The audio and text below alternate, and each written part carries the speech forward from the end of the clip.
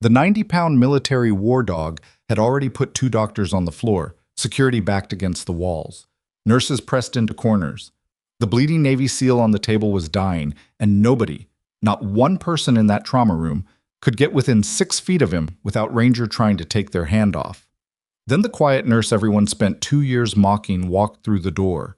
She raised one hand. Her fingers moved in a shape nobody in that room recognized.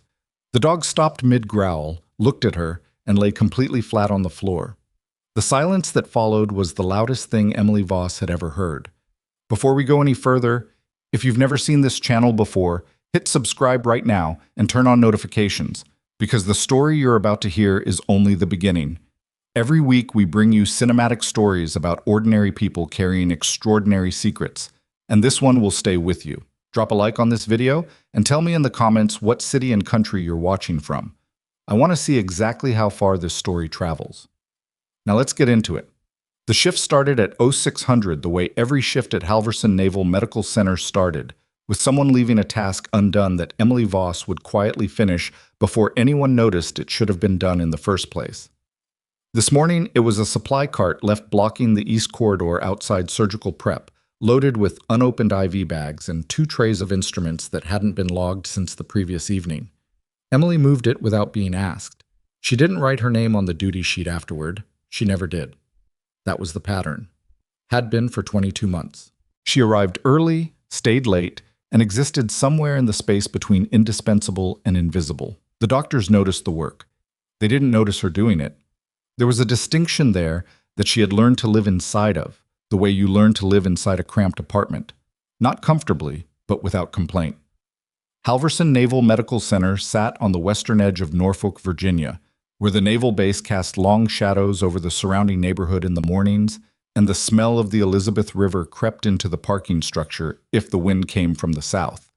It was a large facility, busy, institutional in the way that all military-adjacent hospitals were institutional, fluorescent, and practical, with a culture that sorted people by rank and credential before it sorted them by anything else. Emily held neither. She was a civilian registered nurse with 2 years at Halverson, no military affiliation on record, and a personnel file so unremarkable that the head of nursing administration, a woman named Brenda Oakfield, had once referred to her during a staffing review as the quiet one on the East Wing, you know, the one who doesn't cause trouble.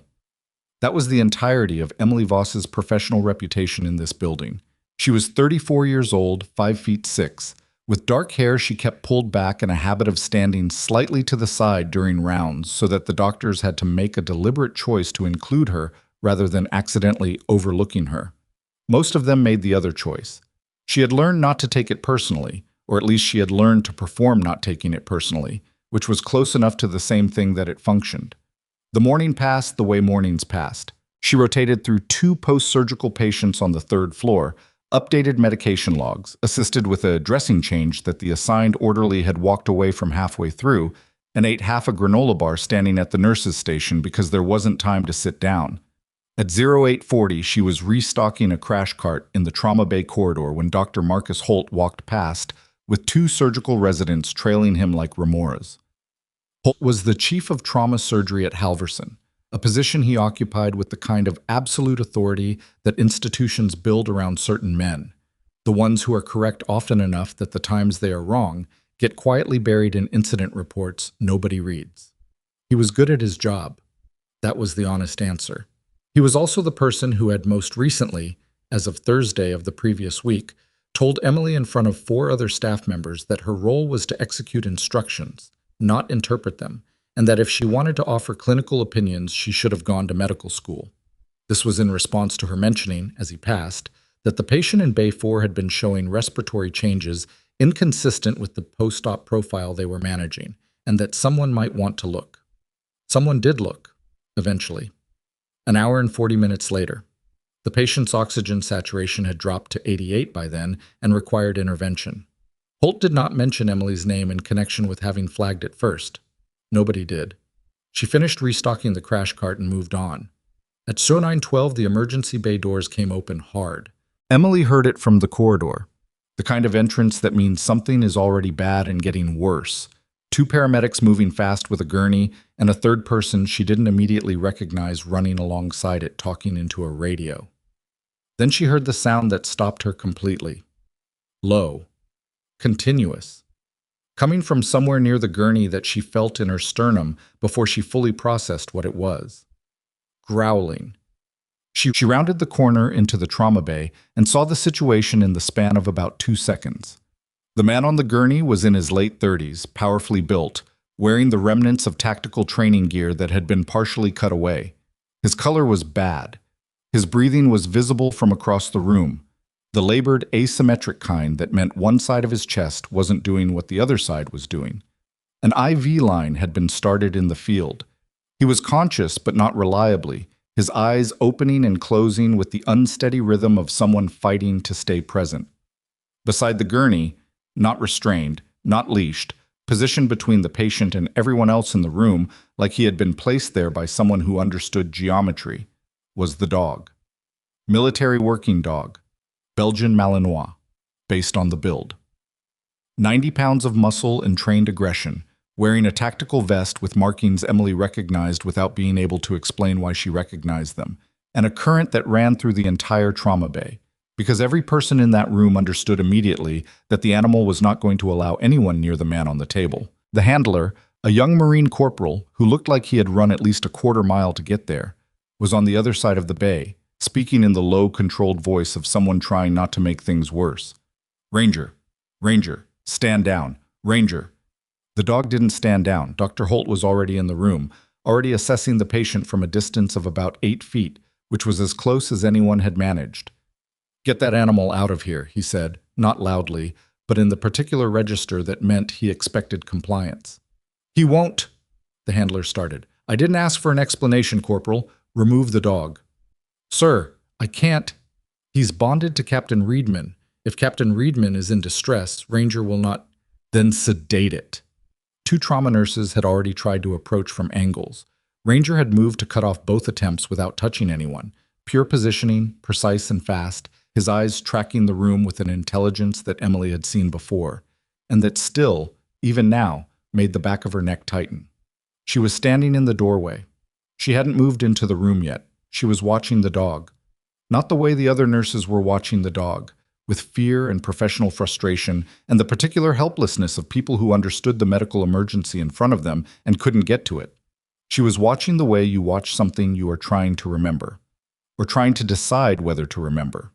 The monitor reading they had managed to pull showed what she had already suspected from the door, the respiratory profile, the way his chest moved on the left side, the position his body had fallen into on the gurney, slightly listing, the way people listed when one side of their chest cavity was doing something it shouldn't. His SAT is 84, one of the trauma nurses said. We need to get in there. I am aware of that, Holt said, with the crisp deliberateness of someone who did not enjoy being told things. Another attempt at approach. Ranger moved.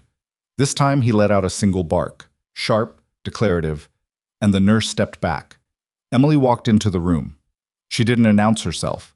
She didn't ask permission. She moved from the doorway to a position about 12 feet from the gurney, and she stopped, and she looked at the dog. Not at the patient, not at Holt, not at the monitors. At Ranger. He was looking at her.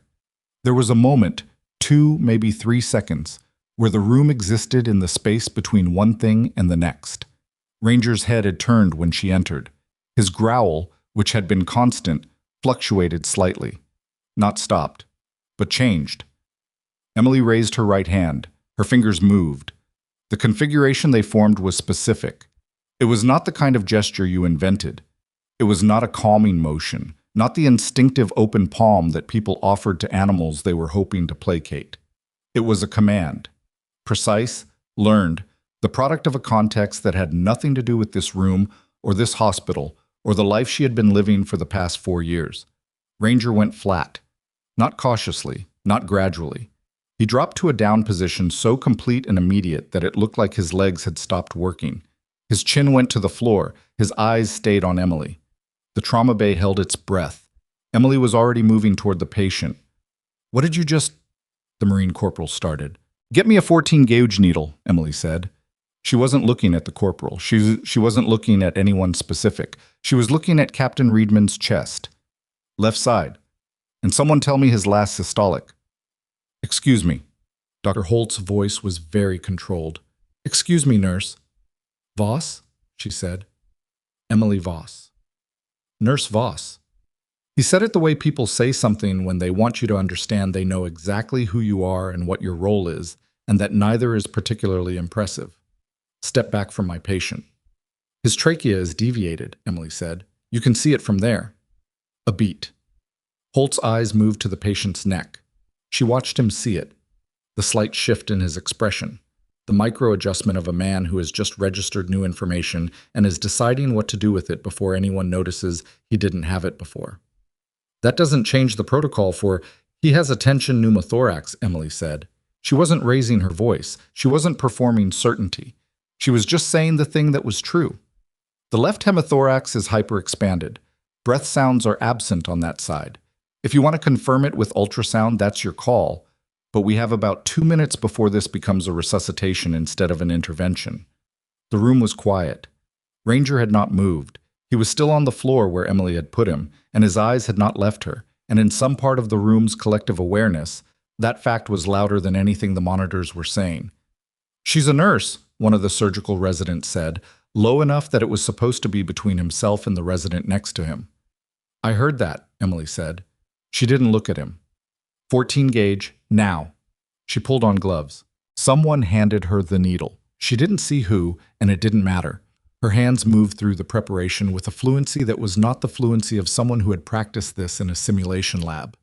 It was the fluency of someone who had done it before, in conditions considerably worse than this, and whose body remembered even when the rest of her had tried to forget.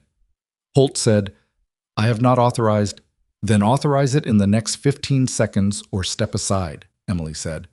Captain Reedman's blood pressure is dropping and the tension is compressing his heart. You can write me up afterward. There was a quality to that offer, to the way she said, write me up afterward. That was not defiance, exactly. It was more like the statement of someone who had already done the math and found the outcome acceptable. Someone who understood consequences and had decided they were the less important variable in the current equation. The room waited. Holt did not step aside, but he also did not step forward. Emily located the second intercostal space, mid-clavicular line. She moved with the practiced stillness of someone who had learned to work in conditions where stillness was the difference between a successful procedure and a fatal one. The needle went in. The rush of air was audible. The monitor changed. It didn't fix everything. A needle decompression was a bridge, not a solution, and Captain Reedman still needed a chest tube and an OR and a surgical team that was currently standing in various states of stunned silence around the perimeter of the bay. But his blood pressure stopped its descent. His oxygen saturation began to climb. The color in his face changed, barely, in the way color changes when a body that was running out of options suddenly has one more. Emily stepped back. She stripped off her right glove and reached down, without ceremony, and placed her bare hand against the side of the gurney where Ranger's nose was resting. The dog inhaled once. His tail moved. He needs a chest tube and a surgical consult, Emily said, to no one in particular and therefore to everyone. The hemothorax on imaging is going to be significant based on the mechanism, and someone needs to get a trauma surgeon in here who has an opinion about whether the pericardium is involved. She turned toward the door. Nurse Voss. She stopped. Holt's voice had a different quality now, not the controlled authority from before. Something she recognized, having heard it before in different contexts. The particular register of someone who has just had their framework for a situation disrupted and hasn't yet rebuilt it. Where did you learn that signal? He asked. She didn't answer immediately. She looked at him. At the room. At the residents who were still holding their tablets slightly in front of them like shields. At the Marine Corporal crouched next to Ranger with an expression that had shifted over the past 4 minutes, from frustration to something that looked considerably more like wariness. I'll be on the East Wing if you need anything, she said. She left. Behind her, as the trauma bay resumed its controlled emergency activity, the chest tube team mobilizing, the OR being prepped, someone finally getting a complete set of vitals on Captain Reedman, the Marine Corporal remained crouched next to Ranger and stared at the door Emily had walked through. Corporal Theo Garrett had been a military working dog handler for 3 years. Before that, he had done a year of general infantry training where he'd learned, among other things, that the hand signal the nurse had used was not general knowledge. It was not something you learned in a nursing program or a first aid course or by watching videos online. It was a classified battlefield command developed for special operations medical personnel working in environments where verbal communication with a K9 unit could compromise a position. The number of people who knew that signal outside of active special operations medical teams was small. The number of those people who were currently working as nurses at Halverson Naval Medical Center was, as far as Garrett knew, 0. He pulled out his phone. He sent a message to the one person he could think of who might be able to tell him what he had just witnessed. Then he looked at Ranger, who was still watching the door, and said quietly, "Yeah, me too, buddy." 3 hours later, Emily was charting at the nurses' station on the East Wing when Brenda Oakfield appeared beside her with the particular posture that meant this was not a social visit. "Dr. Holt wants to see you," Brenda said. Emily did not look up from the chart. "Am I being pulled from the floor?" "Not yet." Brenda said the yet with a specificity that was not accidental. "He just wants to speak with you, his office, when you have a moment." "Captain Reedman's status?" Brenda paused. "Stable. He's in recovery. The surgery went well." "Good," Emily said. She finished the entry she was working on and stood up. "I'll go now." Holt's office was on the second floor, in the administrative wing that connected the surgical center to the main hospital building. It was a large office, larger than the space probably warranted in Emily's assessment, but she understood why people accumulated room when institutions offered it to them. It was a way of communicating something that was easier to communicate with square footage than with words. He was standing when she came in, not behind his desk. Near the window, which looked out over the parking structure, and beyond it, a strip of residential neighborhood. He had his arms crossed, which she'd noticed was something he did when he was thinking rather than when he was defensive, though the posture looked the same from the outside. "Close the door," he said. She did. Captain Reedman's surgical team found a secondary injury during the procedure, partial aortic disruption. They almost missed it. One of the residents caught it because they'd been looking for it based on the mechanism you described in the trauma bay. Emily waited. "He would have been dead in under an hour without the decompression," Holt said. "It came out evenly, the way facts came out when someone had made peace with them before saying them aloud." "I know," she said. "That's not a thank you," he said. "I want to be clear about that." "I didn't expect one." He turned from the window. "Who are you?" The question was direct enough that she took a moment before answering, not because she didn't know what to say. She had answers prepared for questions like this, had been preparing them for 4 years, but because she was deciding which version of the prepared answer to use. "Emily Voss," she said. "RN, East Wing, 2 years."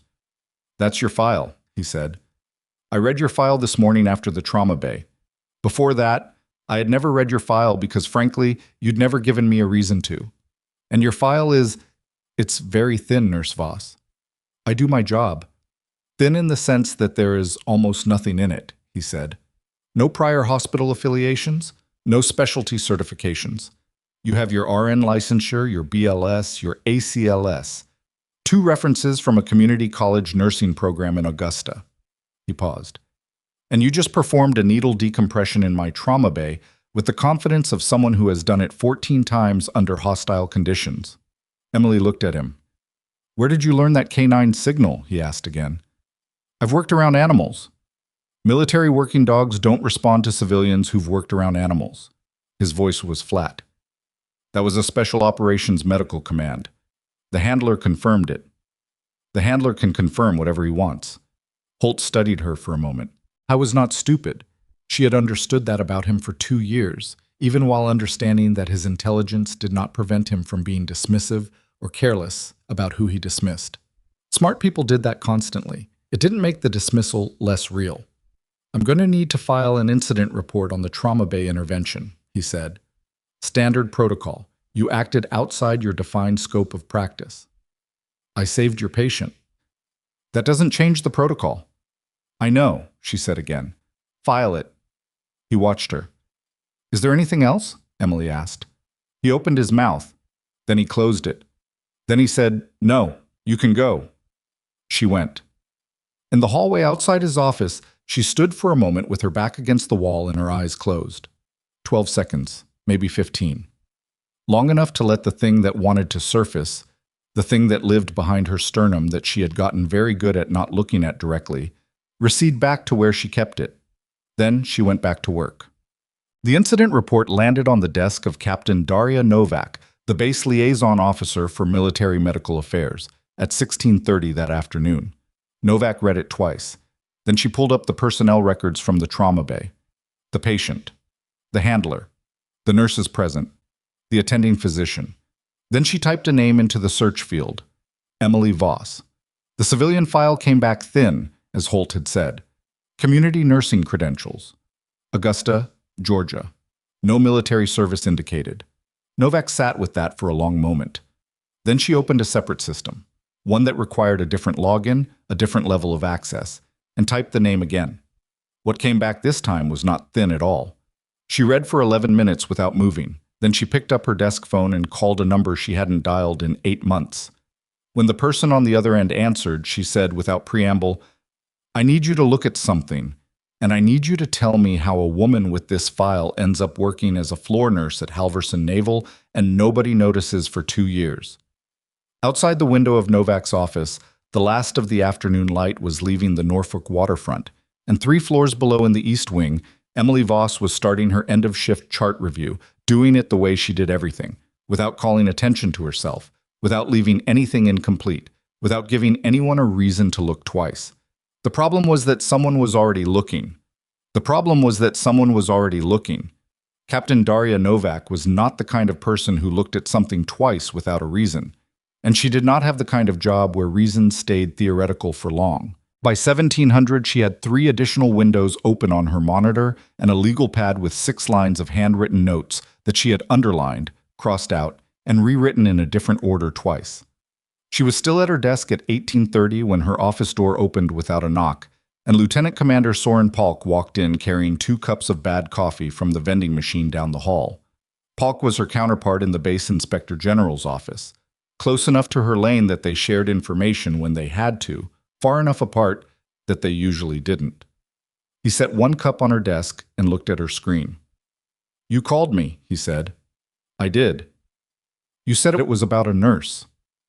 "It's about a personnel file that doesn't add up," Novak said. She turned the legal pad toward him. "Emily Voss, civilian RN East Wing, 2 years at Halverson. Before that, nursing program in Augusta. Before that..." She paused. "Nothing. Completely clean. No prior employment, no military service indicated, no gaps flagged." Polk looked at the pad, then at the screen. And this afternoon she walked into an active trauma bay, neutralized a military working dog using a classified Special Operations K-9 command, and performed a needle decompression on a SEAL that the Chief of Trauma Surgery had not yet authorized. Polk was quiet for a moment. "The Reedman case. You heard?" Garrett filed a supplemental incident report about the K-9 situation. It landed in my queue an hour ago. He picked up his coffee. "What's in the secondary system?" Novak turned the monitor toward him. He read. His expression didn't change dramatically. Polk had the kind of face that processed information without advertising the process. But she watched his jaw set slightly, the way it did when something surprised him and he didn't want it to show. 8 years, he said. 8 years. And she's been here for 2. Working the East Wing, Novak said, rotating through post-surgical patients and restocking crash carts and getting blamed for things by Marcus Holt. Polk set down his coffee. "Does Holt know?" "Not yet. He filed an incident report on her scope of practice issue. It's sitting in the standard review queue." "Pull it." "I already did." Novak leaned back. "The question I keep coming back to is why nobody flagged it on intake. When she applied here, someone ran her credentials." "Someone ran the civilian credentials," Polk said. "They checked the nursing license. It's valid. They checked the references. They're real. If she filed her separation paperwork correctly and the record is sealed at the right level, it doesn't surface in a standard background check. So either she sealed it herself through proper channels, or someone sealed it for her," Polk said, which is a different conversation. They looked at each other across the desk. "I want to talk to her," Novak said. She's not obligated to. I know what she's obligated to. Novak picked up her own coffee, found it cold, and set it back down. I'm not going to compel anything. I just want to understand what we're looking at before this becomes something I have to report up the chain. It's already something you have to report up the chain, Polk said. You know that. I know, she said. I want to talk to her first. Emily found out at 0715 the next morning from Brenda Oakfield, who delivered the information with the specific discomfort of someone conveying news they didn't fully understand but suspected was significant. Captain Novak from the base liaison office wants to meet with you, Brenda said. This morning, if possible. Her office. Emily was reviewing a medication reconciliation. She finished the line she was on before she looked up. Did she say what it's about? She said it was administrative, related to yesterday. Brenda's hands were clasped in front of her, which Emily had learned meant she was managing something.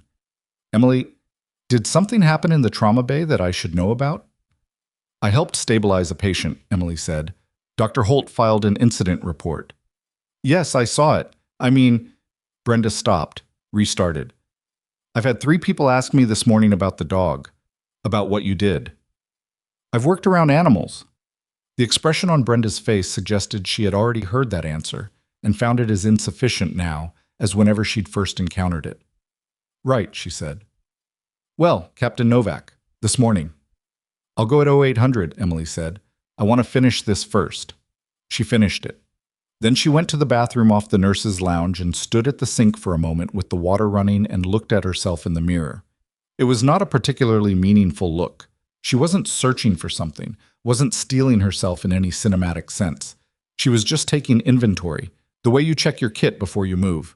She dried her hands and went to find Captain Novak.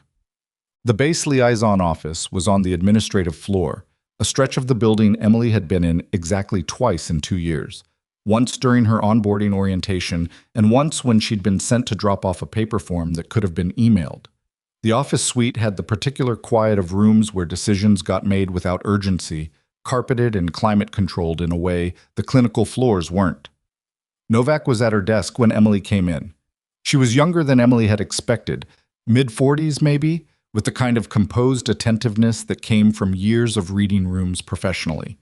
She stood when Emily entered, which was not something people at her rank generally did for floor nurses.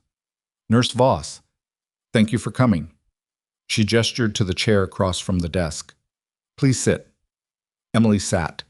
Novak didn't open with pleasantries or small talk, which Emily appreciated more than she could easily explain. I want to be straightforward with you, she said. This conversation is informal. You're not under investigation. I'm not here to take any action against you related to yesterday's incident. Okay, Emily said. I'm here because something came to my attention that I need to understand better, and I think the most direct way to understand it is to ask you. She paused. Do you know what I found? Emily looked at her. I can guess. Then you know what I'm going to ask. You're going to ask why someone with my background is working the East Wing at Halverson. Emily said it without particular heat or deflection. Just the sentence placed on the table between them. Novak watched her for a moment. That's part of it, she said. The other part is whether the situation here, the way you've been working, the profile you've maintained, was your choice or someone else's arrangement. It was a careful question. Emily recognized its carefulness. Mine, she said. You chose to keep your record sealed. I chose to leave, Emily said. The sealing was part of the separation. Standard process for certain categories of service. It is, Novak agreed, but most people with that category of service don't end up in civilian hospital nursing on a military base. I needed to work somewhere. Emily looked at the window. I needed it to be medical, and I needed it to be somewhere I could hear if something... She stopped. Reconsidered. I wanted to stay adjacent, even if I wasn't in it anymore. Novak was quiet for a moment. What happened 4 years ago? Emily brought her eyes back to Novak's. That's in the file. I've read the file. I'd like to hear it from you. With respect, Captain, you said this was informal. That means I don't have to. You're right, Novak said without defensiveness. You don't have to. They looked at each other. Is Reedman going to be okay? Emily asked. He's out of the ICU this morning, Novak said. The surgical team is confident.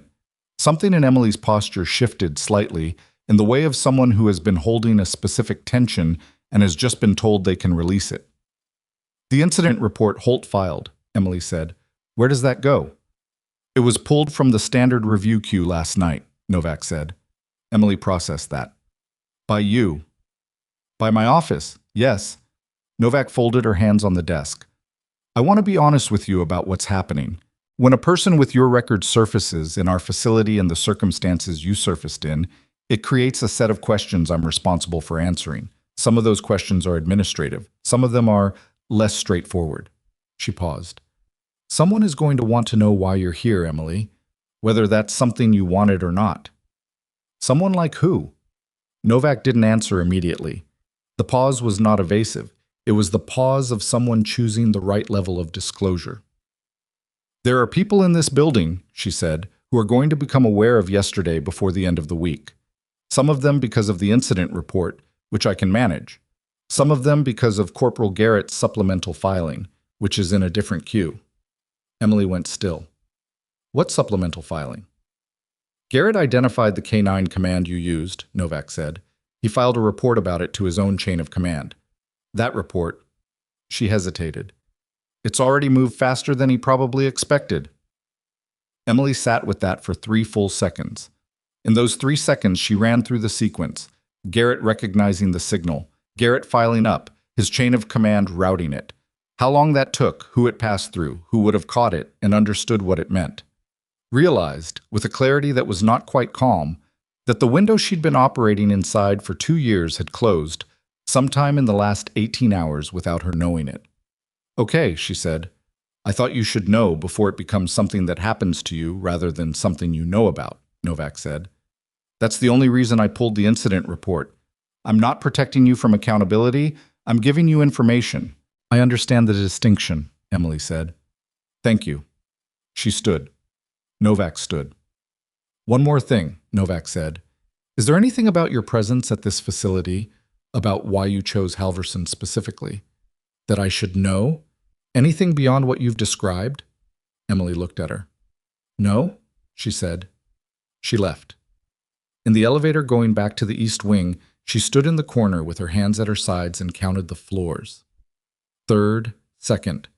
The doors opened on the ground level and she stepped out and nearly walked directly into Corporal Garrett, who was coming from the direction of the main entrance and pulled up short when he saw her. They looked at each other.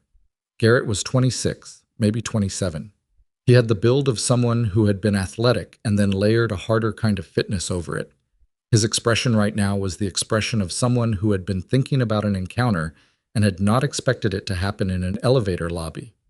Nurse Voss, he said, Corporal. She started to step around him. I wanted to... He stopped. I need to say something. She stopped. Waited. I filed a report, he said, about the signal, about what you did. I didn't know what else to do. I'm not trying to cause you a problem. It's your job, Emily said. You did the right thing. I didn't know what it meant, he said, and there was something in his voice that was not quite an apology, but was in that territory. I still don't, entirely. But Ranger, he hesitated. Ranger doesn't respond like that. Not to anyone outside his handler and his primary team. I've worked with him for 2 years, and I have never seen him stand down like that for someone he didn't know. Emily looked at him, at his face, which was young enough to still show the confusion without covering it. How is he? Ranger? Yes. He's fine. He's in the handler facility. He keeps looking at the door. Garrett paused. I don't know what that means. Emily thought about the first time she had met a military working dog in a theater context. The way the animal had read her before she'd said a word. The way they were trained to read, but also the thing underneath the training that wasn't training at all. The part that was just biology and attention, and the willingness to extend trust when everything in the environment was telling them not to. It doesn't mean anything, she said. He's a good dog. He read a calm person and responded to it. Garrett looked at her like he didn't entirely believe that. Go back to your unit, Corporal, she said. Not unkindly, just clearly. You did what you were supposed to do. She walked away. The shift that followed was one of the harder ones she'd had in recent memory, which was a specific kind of hard. Not dramatic, not emergency-driven, just the grinding accumulation of a floor that was 2 nurses short, a patient in Bay 7 who was not responding to the antibiotic protocol the way the chart said he should, and the low-frequency awareness, running under everything else, that the shape of her life at Halverson was no longer the shape it had been 48 hours ago. She managed the short-staffed floor. She flagged the Bay 7 patient to Dr. Priya Sanath, one of the hospitalists, who actually listened and adjusted the protocol. She ate the other half of the granola bar from yesterday. She did not allow herself to think about what Novak had said with more than 10% of her attention because the other 90% was needed for the work. At 13:40, Dr. Holt appeared in the East Wing. This was not usual. Holt's domain was surgical and trauma. The East Wing was post-op and general medical. Not beneath him exactly, but not a place he visited unless he had a specific reason. He found her at the charting station and stood on the other side of the counter in a way that made it a deliberate choice not to come around it. Voss. Dr. Holt. He looked like he had not slept well. Not dramatically. He was put together, was always put together. That was part of how he managed the world. But there were specific tells she had learned to read in people over years of operating in high-stress environments, and the tightness around his eyes was one of them. "I heard you met with Novak this morning," he said. "I did." "What did she want?" Emily looked at him. "Administrative follow-up on the incident report, which she pulled from the standard queue." "Yes." His jaw moved once. "She doesn't have the authority to pull a scope of practice report without—" "I think she does," Emily said, "or she wouldn't have done it." That landed. She could see it land. Holt was not accustomed to his procedural footing being uncertain, and the fact that Novak had moved on his report without his knowledge was clearly something he had been turning over since he found out. "What happened in my trauma bay yesterday is not resolved," he said. "Whatever Novak's office does or doesn't do with the paperwork, that's a separate issue from the clinical accountability question." "I agree," Emily said. He blinked. She suspected he had been prepared for pushback, and her agreement had displaced whatever he'd planned to say next. "The patient is alive," she said. "I acted outside my credentialed scope. Both things are true. If there's a clinical review, I'll participate in it." "You're very calm about this," he said, and there was something in it that was not quite an accusation, but was adjacent. "I've been in front of review boards before," she said, and then she stopped because that was more than she'd meant to give him. His eyes sharpened. "What kind of review boards?" "The administrative kind." She picked up her chart. "Was there something else, Dr. Holt?" He stood there for another moment. Then he said, "The aortic disruption they found in surgery. The resident caught it because you flagged the mechanism in the bay. Yes, Reedman would have bled out in recovery." "Probably," she said, "if they hadn't caught it." "The resident is second year," Holt said. "He caught it because someone told him to look for it. He would not have looked on his own." Emily waited. "I'm not saying thank you," he said. "I want to be—" "You already said that yesterday. I want to be clear that this doesn't resolve the protocol issue." "You already said that too." She wasn't being combative. She was just not going to perform gratitude for his partial acknowledgement. "I understand your position. I'm going to go check on Bay 7. She left him standing at the counter. What neither Emily nor Holt nor Novak knew at 1400 that afternoon was that Corporal Garrett's supplemental report had not stayed within the handler unit's chain of command the way Garrett had assumed it would. It had moved laterally, first to a gunnery sergeant named Pratt, who had 3 years of joint operational experience and recognized the implications immediately. From Pratt, it went up to a major in the Special Operations Liaison Office at the base, a woman named Lena Trivik, who read it in 11 minutes, made 2 phone calls, and then sent a priority message to a contact at a different installation 2 states away. The contact's name was Colonel Raymond Osei. He was 51, had spent the last 20 years working in Special Operations medical oversight, and when he read Trivik's message, he sat very still for about 30 seconds before picking up his phone. He called a number he had not called in nearly 4 years. It rang 4 times. Then a voice said cautiously, "Hello." "This is Osei," he said. "I need you to tell me something, and I need you to be honest with me." A pause on the other end. "Colonel? Is Emily Voss at Halverson Naval Medical Center in Norfolk, Virginia?" The pause that followed this question was longer than the first one. "Sir," the voice said carefully, That information is— I know what it is, Osei said. I helped make it what it is. Is she there? Another pause, then, yes. Osei exhaled. It was the exhale of a man who had been carrying a particular weight for 4 years and had just been told the weight was still where he left it. I'm coming up, he said. Don't tell her, and don't let anything happen to her before I get there. He hung up. He stood up. He opened his desk drawer and retrieved his travel authorization form, which he had not filled out for a non-routine trip in 8 months. He started writing.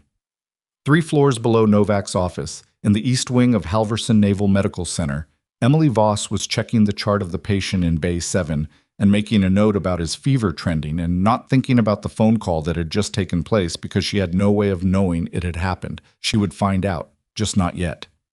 What she found out first, at 15:52, when she was 20 minutes from the end of her shift, was that something had happened on the training grounds at the western edge of the base, and that it was not the kind of something that had a clean explanation. The emergency tone came through the facility system at 15:53, not the standard alert. The other one, the one that meant the incoming situation was military in nature and required a different level of response. Emily stopped walking. She stood in the corridor and listened to the overhead announcement, and in the time it took the announcement to finish, she counted 4 things: the nature of the alert designation, the location referenced, the number of casualties indicated, and the phrase the dispatcher used when describing the mechanism. She had heard that phrase before. Not in a hospital. In a different context, in a different country, in a situation that had produced the worst night of her life and ended her military career, and that she had spent 4 years trying to file under past and keep there. Her hands, at her sides, went very still. The emergency bay doors at the far end of the building began to open.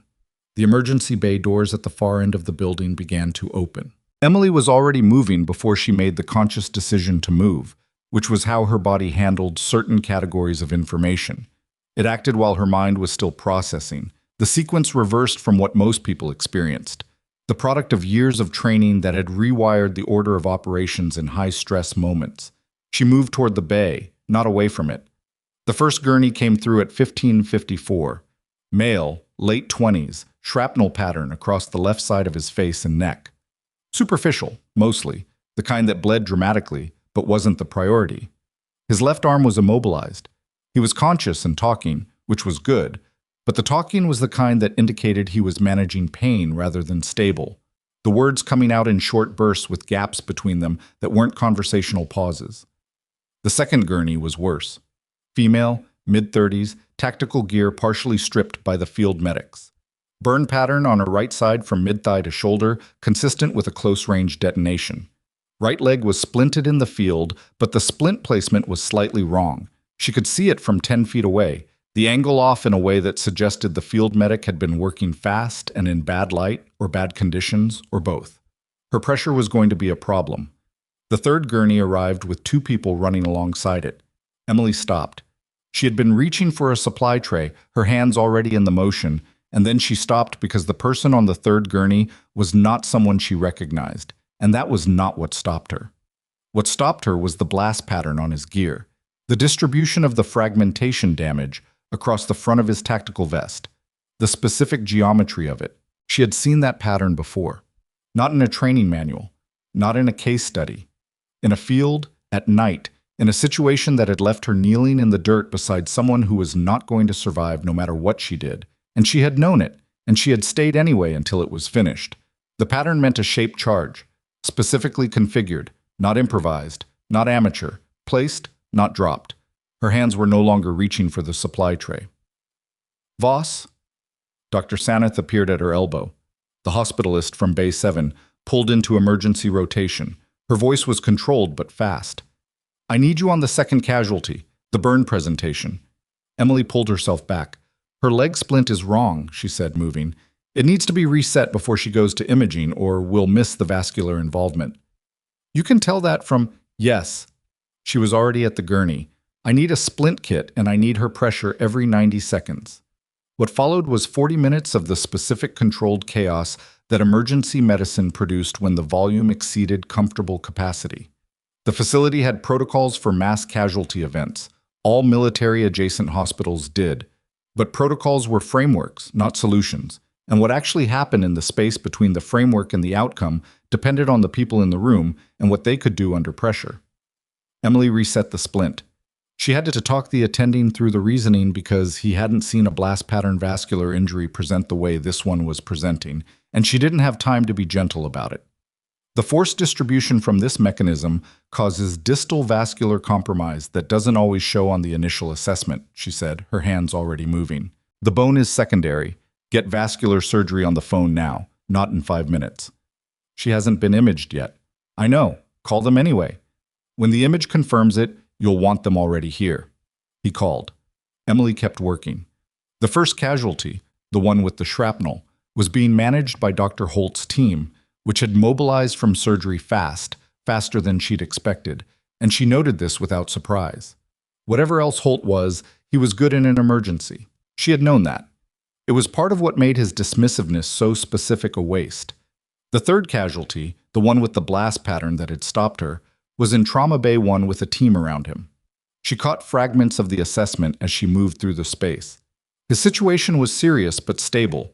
He had been far enough from the detonation to avoid the worst of it, or he'd been partially shielded. She didn't know yet. She focused on what was in front of her. At 1637, the bay had achieved a tentative equilibrium. Not calm, the word calm didn't apply, but the kind of operational steadiness that meant everyone who was going to die in the next 10 minutes had been identified and was being addressed, and everyone else had a plan. Emily stepped back from the second casualty, whose vascular surgery consult had arrived 6 minutes ago, and whose imaging had confirmed exactly what Emily said it would confirm. The attending had not thanked her or acknowledged her in front of the surgical team. She hadn't expected him to. She peeled off her gloves and stood at the edge of the bay and looked at the third casualty through the window of Trauma Bay 1. Captain Novak was standing 20 feet away. Emily had not seen her come in. Novak was watching the trauma bay with the specific quality of attention that meant she was not here for medical reasons. She was here because of what the medical reasons represented. Beside her was a man Emily didn't recognize, 50s, civilian clothes, the particular posture of someone who wore a uniform in other contexts and had not entirely stopped wearing it in his body. He was looking at Emily, not at the trauma bays, at her. She held his gaze for a moment. He held hers. Then Novak noticed the exchange and said something to the man Emily couldn't hear, and both of them started walking toward her. Emily didn't move toward them. She waited, which was not a passive choice. It was the choice of someone who wanted to understand the terrain before navigating it. "Nurse Voss," Novak said when they reached her. "This is Colonel Raymond Osei." Emily looked at him. "I know who he is," she said. Osei looked at her steadily. He had aged. 4 years did that to people. Did it differently depending on what the 4 years contained. His face was slightly more lined than she remembered. His eyes were the same. "Emily," he said. "Colonel. Can we find somewhere to talk?" "I'm working," she said. "I know." He glanced at the bay, at the controlled activity beyond the glass. "I'll wait. But we need to talk before the end of your shift." "About what?" He looked at her directly. "About what happened out there today, and about the fact that you recognized it before any of us did." She studied his face. There were things she had said to him 4 years ago, in a different facility, in a different context, that she had meant and had not taken back and did not intend to take back now. There were things he had said to her that she had not forgiven in any complete sense of the word. They both knew this. It was in the air between them like the specific pressure before a storm. "1 hour," she said. "I need to finish the documentation on the second casualty." 1 hour, he agreed. She went back to work. The room they found was a small conference space off the main administrative corridor, not Novak's office, which felt deliberate, like someone understood that doing this on Novak's turf was a different conversation than doing it in neutral space. Osei was already seated when Emily came in. Novak sat to one side, slightly removed, the posture of someone who was present as a witness rather than a participant. Emily sat down across from Osei. "The mechanism," she said before he could start. "On the third casualty, shape charge, directional, placed, not improvised." "Yes," he said. "Someone placed a device on an active training ground on this base." "Yes." "That's not an accident. That's not equipment failure. That's targeted." "We know." Osei's hands were on the table, flat, which was a habit she remembered, the way he grounded himself when he was carrying something heavy. The EOD team is at the site now. The preliminary assessment matches what you described. What I described to who? She said. I described it to nobody. The attending documented your statement from the trauma bay, Novak said quietly. About the mechanism. About the blast pattern. Emily registered that. Information moved faster than she'd been accounting for. The device signature, Osei said, is consistent with a type of ordnance that has appeared 3 times in the past 18 months at different installations. Fort Devlin, Paxson Air Force Base, and now here. He paused. The first 2 were attributed to equipment malfunction. They're being re-examined. The room was very quiet. Someone is running a pattern, Emily said. That's one hypothesis. It's the right one. She wasn't being aggressive about it. She was being precise. The distribution on that vest was not random. Someone knew the training schedule, knew the route, knew the timing well enough to place a shaped charge in a position that would be activated by the specific movement pattern of that exercise. Osei looked at her. That's an inside placement, she said. That's someone with access. Yes, he said. Emily. Don't, she said. He stopped. Whatever you came here to say, she said, say it directly. Not the way you said things 4 years ago, directly. He absorbed that without flinching, which was one of the things she had always respected about him, even when she was furious at him. He took the hit and didn't redirect it. I came because when Garrett's report reached my desk, I understood immediately what it meant, he said. And I came because the device signature connects to an investigation that has been running for 14 months and has not been able to close because we are missing a piece. What piece? We have the pattern, he said. We have the device profile. We have 3 incidents with no claimed responsibility and no physical evidence trail that goes anywhere useful. He looked at her steadily. What we don't have is someone who can read the tactical intention of whoever placed these devices. The why and the where and the what comes next. Emily sat back. You want a pattern analyst, she said. I want you, he said. The silence that followed had a specific weight. She sat in it without trying to fill it, which was harder than it looked. I left, she said finally. I know. I left for a reason. I know that too. He didn't look away. I'm not asking you to come back to what you left. I'm asking you to look at a set of evidence and tell me what you see. That's how it starts, she said. Maybe. He didn't insult her by denying it. But right now, today, there are people on this base who may still be in danger, and the person best positioned to understand that danger is sitting in this room. Emily looked at the table. She thought about the 3rd casualty. The blast pattern, the specific geometry of the fragmentation damage that had been readable to her and unreadable to everyone else in that room. She thought about the fact that she had known, in the time it took the announcement to finish, what the mechanism was. Before the EOD team. Before anyone. She thought about why she knew. What's the evidence package? She said. Osei reached for the bag he'd placed beside his chair.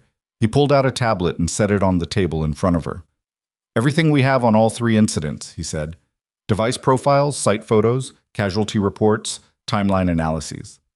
She looked at the tablet, then at him. This stays in this room.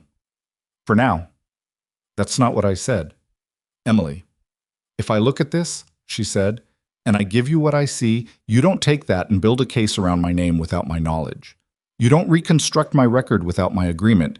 You don't use this to bring me back in through a door I didn't choose to walk through. He held her gaze. I can commit to the first 2, he said. The 3rd one I can't promise. If what you see in that evidence closes an active threat, there will be consequences for how people understand your role here. I can't prevent that. She considered this. Okay, she said. She pulled the tablet toward her and started reading. 45 minutes later, Osei had not spoken because she had not invited him to speak, and Novak had left and come back with coffee that nobody had touched. And Emily had read through the evidence package twice and was currently looking at the site photographs from all 3 incidents side by side in a split-screen arrangement she had configured herself. She was looking at something. He could tell she was looking at something because he knew her, had known her for the better part of a decade before the 4-year gap. And the way Emily Voss went still when she found a thread was specific and recognizable. The positioning, she said finally. Tell me. All three devices were placed at points that appear to be perimeter positions, she said. Training perimeters. In each case, the device was at the outer boundary of the exercise area. She paused. But that's not actually the perimeter. Those positions are checkpoint positions. They're placed where an observer would stand if they were monitoring the exercise, not where an attacker would place something to maximize damage. Osei leaned forward. Someone placed these devices in positions that look like attack positions from the outside, but are actually observation positions from the inside, she said. The yield is wrong for maximum casualty intent. The placement is wrong for tactical disruption, but it's exactly right for testing, Osei said. Testing a delivery mechanism, she said, or testing a protocol. Seeing how facilities respond, how fast. What the response chain looks like from activation to casualty intake to investigative deployment. She looked at him. These aren't attacks, she said. They're probes. Someone is running reconnaissance on military medical response systems. The temperature of the room changed. Osei had his phone in his hand before she finished the sentence. He stood up, moved to the corner, made a call in a voice too low to hear clearly. Emily looked at the tablet. She looked at the timeline. She looked at the gap between Incident 1 and Incident 2, and then between Incident 2 and Incident 3, and she ran the arithmetic, and the number she arrived at sat in her chest like something cold. "Colonel," she said. He was still on the phone. "Colonel?" Her voice had a quality that made him end the call mid-sentence. He turned. "The interval between incidents is decreasing," she said. She turned the tablet toward him and pointed. "First to second, 11 months. Second to third, 7 months." She looked at him. "The next one is not a year away. Based on this pattern, it's 6 weeks, maybe less." He crossed the room and looked at the screen.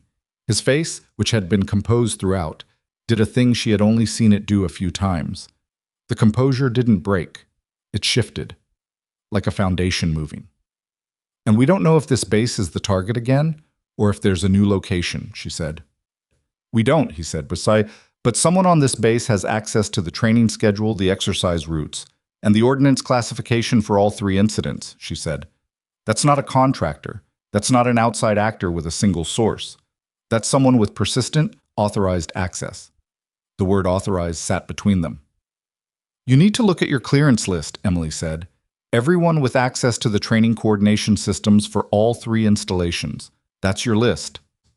"That list is several hundred people. Then start with the people on it who are present at all 3 locations," she said. "That list is shorter."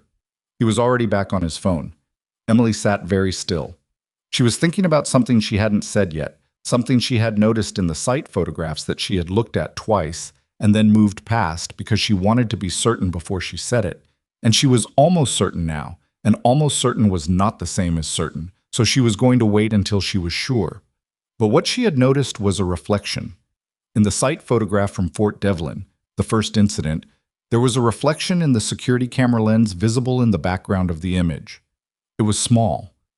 It would have been easy to miss, and whoever assembled the evidence package had not flagged it, which meant either they had not noticed it or they had not understood what they were seeing. It was a reflection of someone standing behind the photographer, standing at an angle that suggested familiarity with where the cameras were.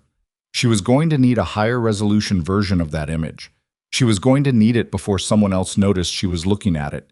She opened her mouth to ask Osei for it. The conference room door opened. She turned. Dr. Marcus Holt was standing in the doorway. He was looking at the tablet on the table in front of her, at Osei on the phone in the corner, at Novak, who had stood up quickly, at the evidence package spread between them, at Emily. His face ran through several expressions in rapid sequence: surprise, calculation, something that looked briefly like recognition, and then settled into the controlled blankness of someone who has understood more than they intended to reveal and is now working very hard not to reveal that. "I was looking for Captain Novak," he said. His voice was entirely steady. "I apologize for the interruption." "Dr. Holt," Novak said, "this room is occupied." "I can see that." He was still looking at Emily.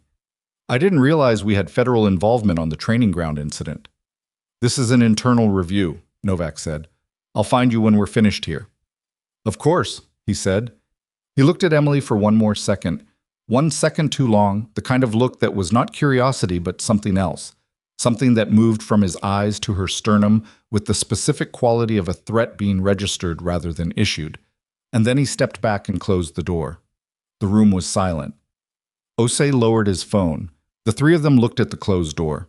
Emily turned back to the tablet and looked at the Fort Devlin photograph and the reflection she had noticed and had not yet mentioned, and she felt the shape of the thing she was looking at shift and reconfigure and become something she had not expected it to be when she walked into this room. "Colonel," she said very carefully, "how long has Dr. Marcus Holt had admitting privileges at Halverson Naval Medical Center?" "Colonel," she said very carefully, "how long has Dr. Marcus Holt had admitting privileges at Halverson Naval Medical Center?" Osei turned from the door slowly, the way people turned when they didn't want their body language to confirm what their mind had already started processing. 7 years, he said. He came from Devlin. Fort Devlin. The first incident. Emily looked at the tablet, at the Fort Devlin photograph, at the reflection she had not yet mentioned and was now measuring against a set of new coordinates, the height of the figure, the angle of the shoulders, the way the person was standing with the particular weight distribution of someone who knew exactly where they were in relation to the camera because they had reason to know. "He transferred here from Devlin 14 months ago," Osei said.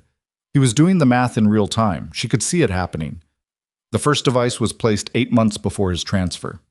"Which means he was still at Devlin when it happened," Emily said. "And at Paxson?" "Paxson is a joint facility," Novak said. She had moved to the table, was pulling something up on her own phone. "Holt presented at a surgical conference there 9 months ago. I can confirm the dates." Her voice was careful and measured, the voice of someone who understood the gravity of what was being assembled in this room and was not going to let her reaction outpace her professionalism. "He was there for 4 days. Second incident interval, 7 months after Fort Devlin." Emily did not say anything. She was looking at the reflection again. The figure was positioned with one shoulder slightly forward, the characteristic posture of someone who habitually favored their right side. She had watched Holt work in the trauma bay for 2 years. She knew how he stood. She looked at Osei. "I need the original image file from Fort Devlin. Full resolution, uncompressed. This is a compressed thumbnail." He made the call immediately, turned away, spoke fast and low. Emily watched him and thought about the door closing 30 seconds ago, about the look Holt had given her. Not surprise, she kept coming back to that. Not the surprise of a man who had walked into something unexpected. The look had been the assessment of a man who had walked in and understood exactly what he was looking at and was already deciding what to do about it. That was a different thing. That was someone calculating response time. "We need someone on him," she said when Osei came off the phone. "I've got a request in—" "Not a request," she said. "Someone physical now, in this building. He knows we're looking at something. He saw the evidence package. He may not know what specifically, but he understood enough." Osei and Novak looked at each other. "I don't have base security authority," Osei said. "I do," Novak said. She was already moving toward the door. "Give me 4 minutes." She left. The room contracted to just Emily and Osei, which was the first time they had been alone since she'd walked out of a debriefing room 4 years ago and not looked back. He said, "I'm sorry." She didn't look up from the tablet. "I know." What happened to Sergeant Delafield was not— "I know what it was," she said. Her voice was flat. Not angry.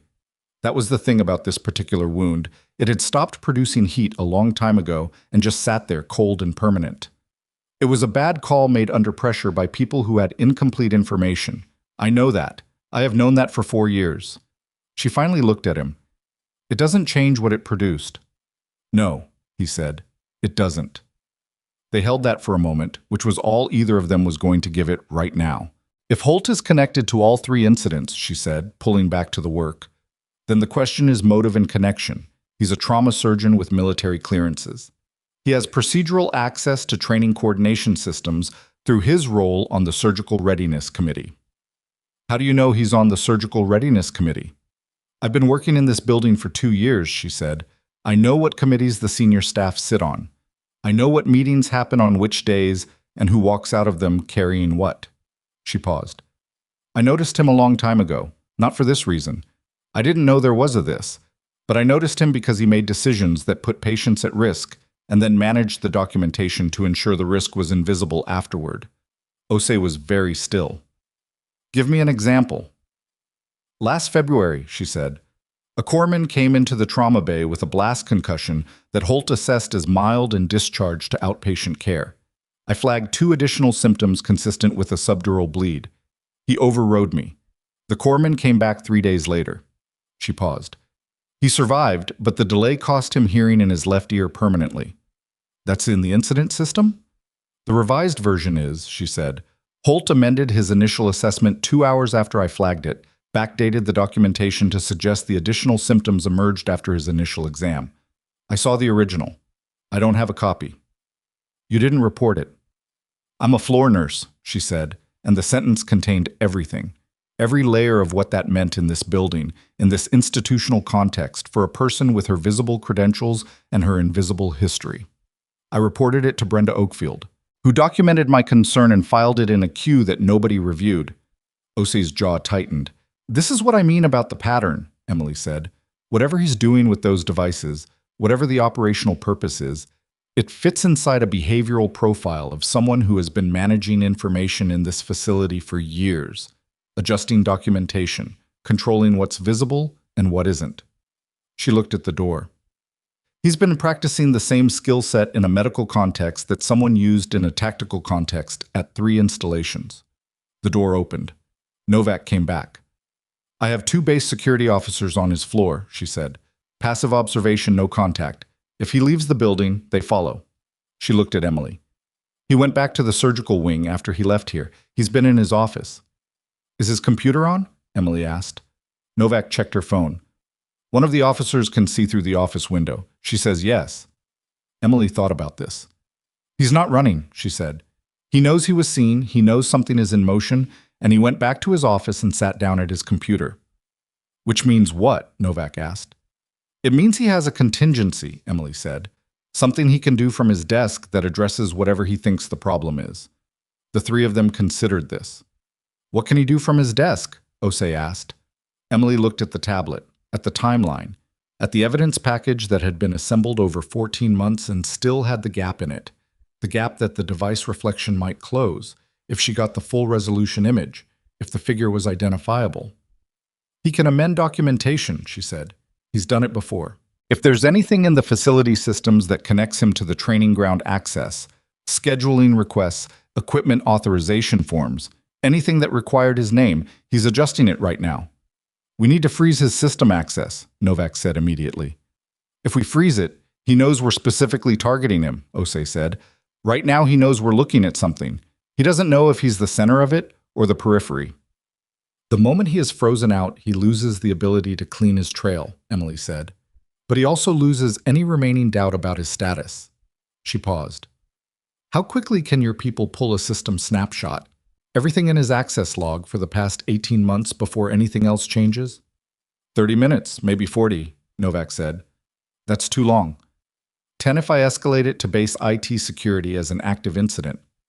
Do that, Emily said, and freeze the access the moment the snapshot is complete. Not before. Novak stepped out again. Ose looked at Emily. You're running this, he said. It wasn't an accusation. It was an observation made with something that might, in other circumstances, have been called relief. Someone has to, she said. The system snapshot took 17 minutes. In those 17 minutes, Emily did 3 things. She reviewed the remaining evidence from the second and third incidents, looking for any access signature that overlapped with what she now knew about Holt's movement history. She found 2. A training schedule request at Paxson that had been submitted through a surgical liaison account, and a safety protocol exception filed at Halverson 3 weeks before the training ground incident that had bypassed the standard review chain. Both documents had been amended in the last 20 minutes, but the amendment timestamps were now part of the record. He had made his move. He had left tracks doing it. The second thing she did was write, on the legal pad Novak had left on the table, a precise description of the Fort Devlin photograph and the reflection, including measurements she had estimated from the image scale and the body position analysis she had done. She dated it, noted the time, and signed it. Not because anyone had asked her to, because if this became what she thought it was becoming, She wanted a contemporaneous record in her own handwriting that established exactly what she had seen and when. The third thing she did was sit with the thing she had been not thinking about for the past hour and finally think about it directly. Holt had been at this facility for 7 years. The 3 incidents spanned 22 months, which meant whatever this was, whatever the purpose of the reconnaissance pattern was, it had not been his primary activity during the years before it. Something had changed 22 months ago. Something had caused him to begin running a different kind of operation inside a life that had otherwise been, at least on the surface, a conventional medical career. She needed to know what had changed. Novak came back at the 20-minute mark. Snapshot is complete. His access is frozen. She set a phone on the table. IT security found something. His access log shows a document deletion attempt in the surgical record system 8 minutes ago. They recovered the document. She read from the phone. Her voice stayed level with effort. The document was a communication. Internal, routed through the facility's administrative messaging system. The recipient was a name neither Emily nor Osei recognized. The content was 2 sentences, composed 8 minutes ago, and sent to an external routing address before the access freeze caught it.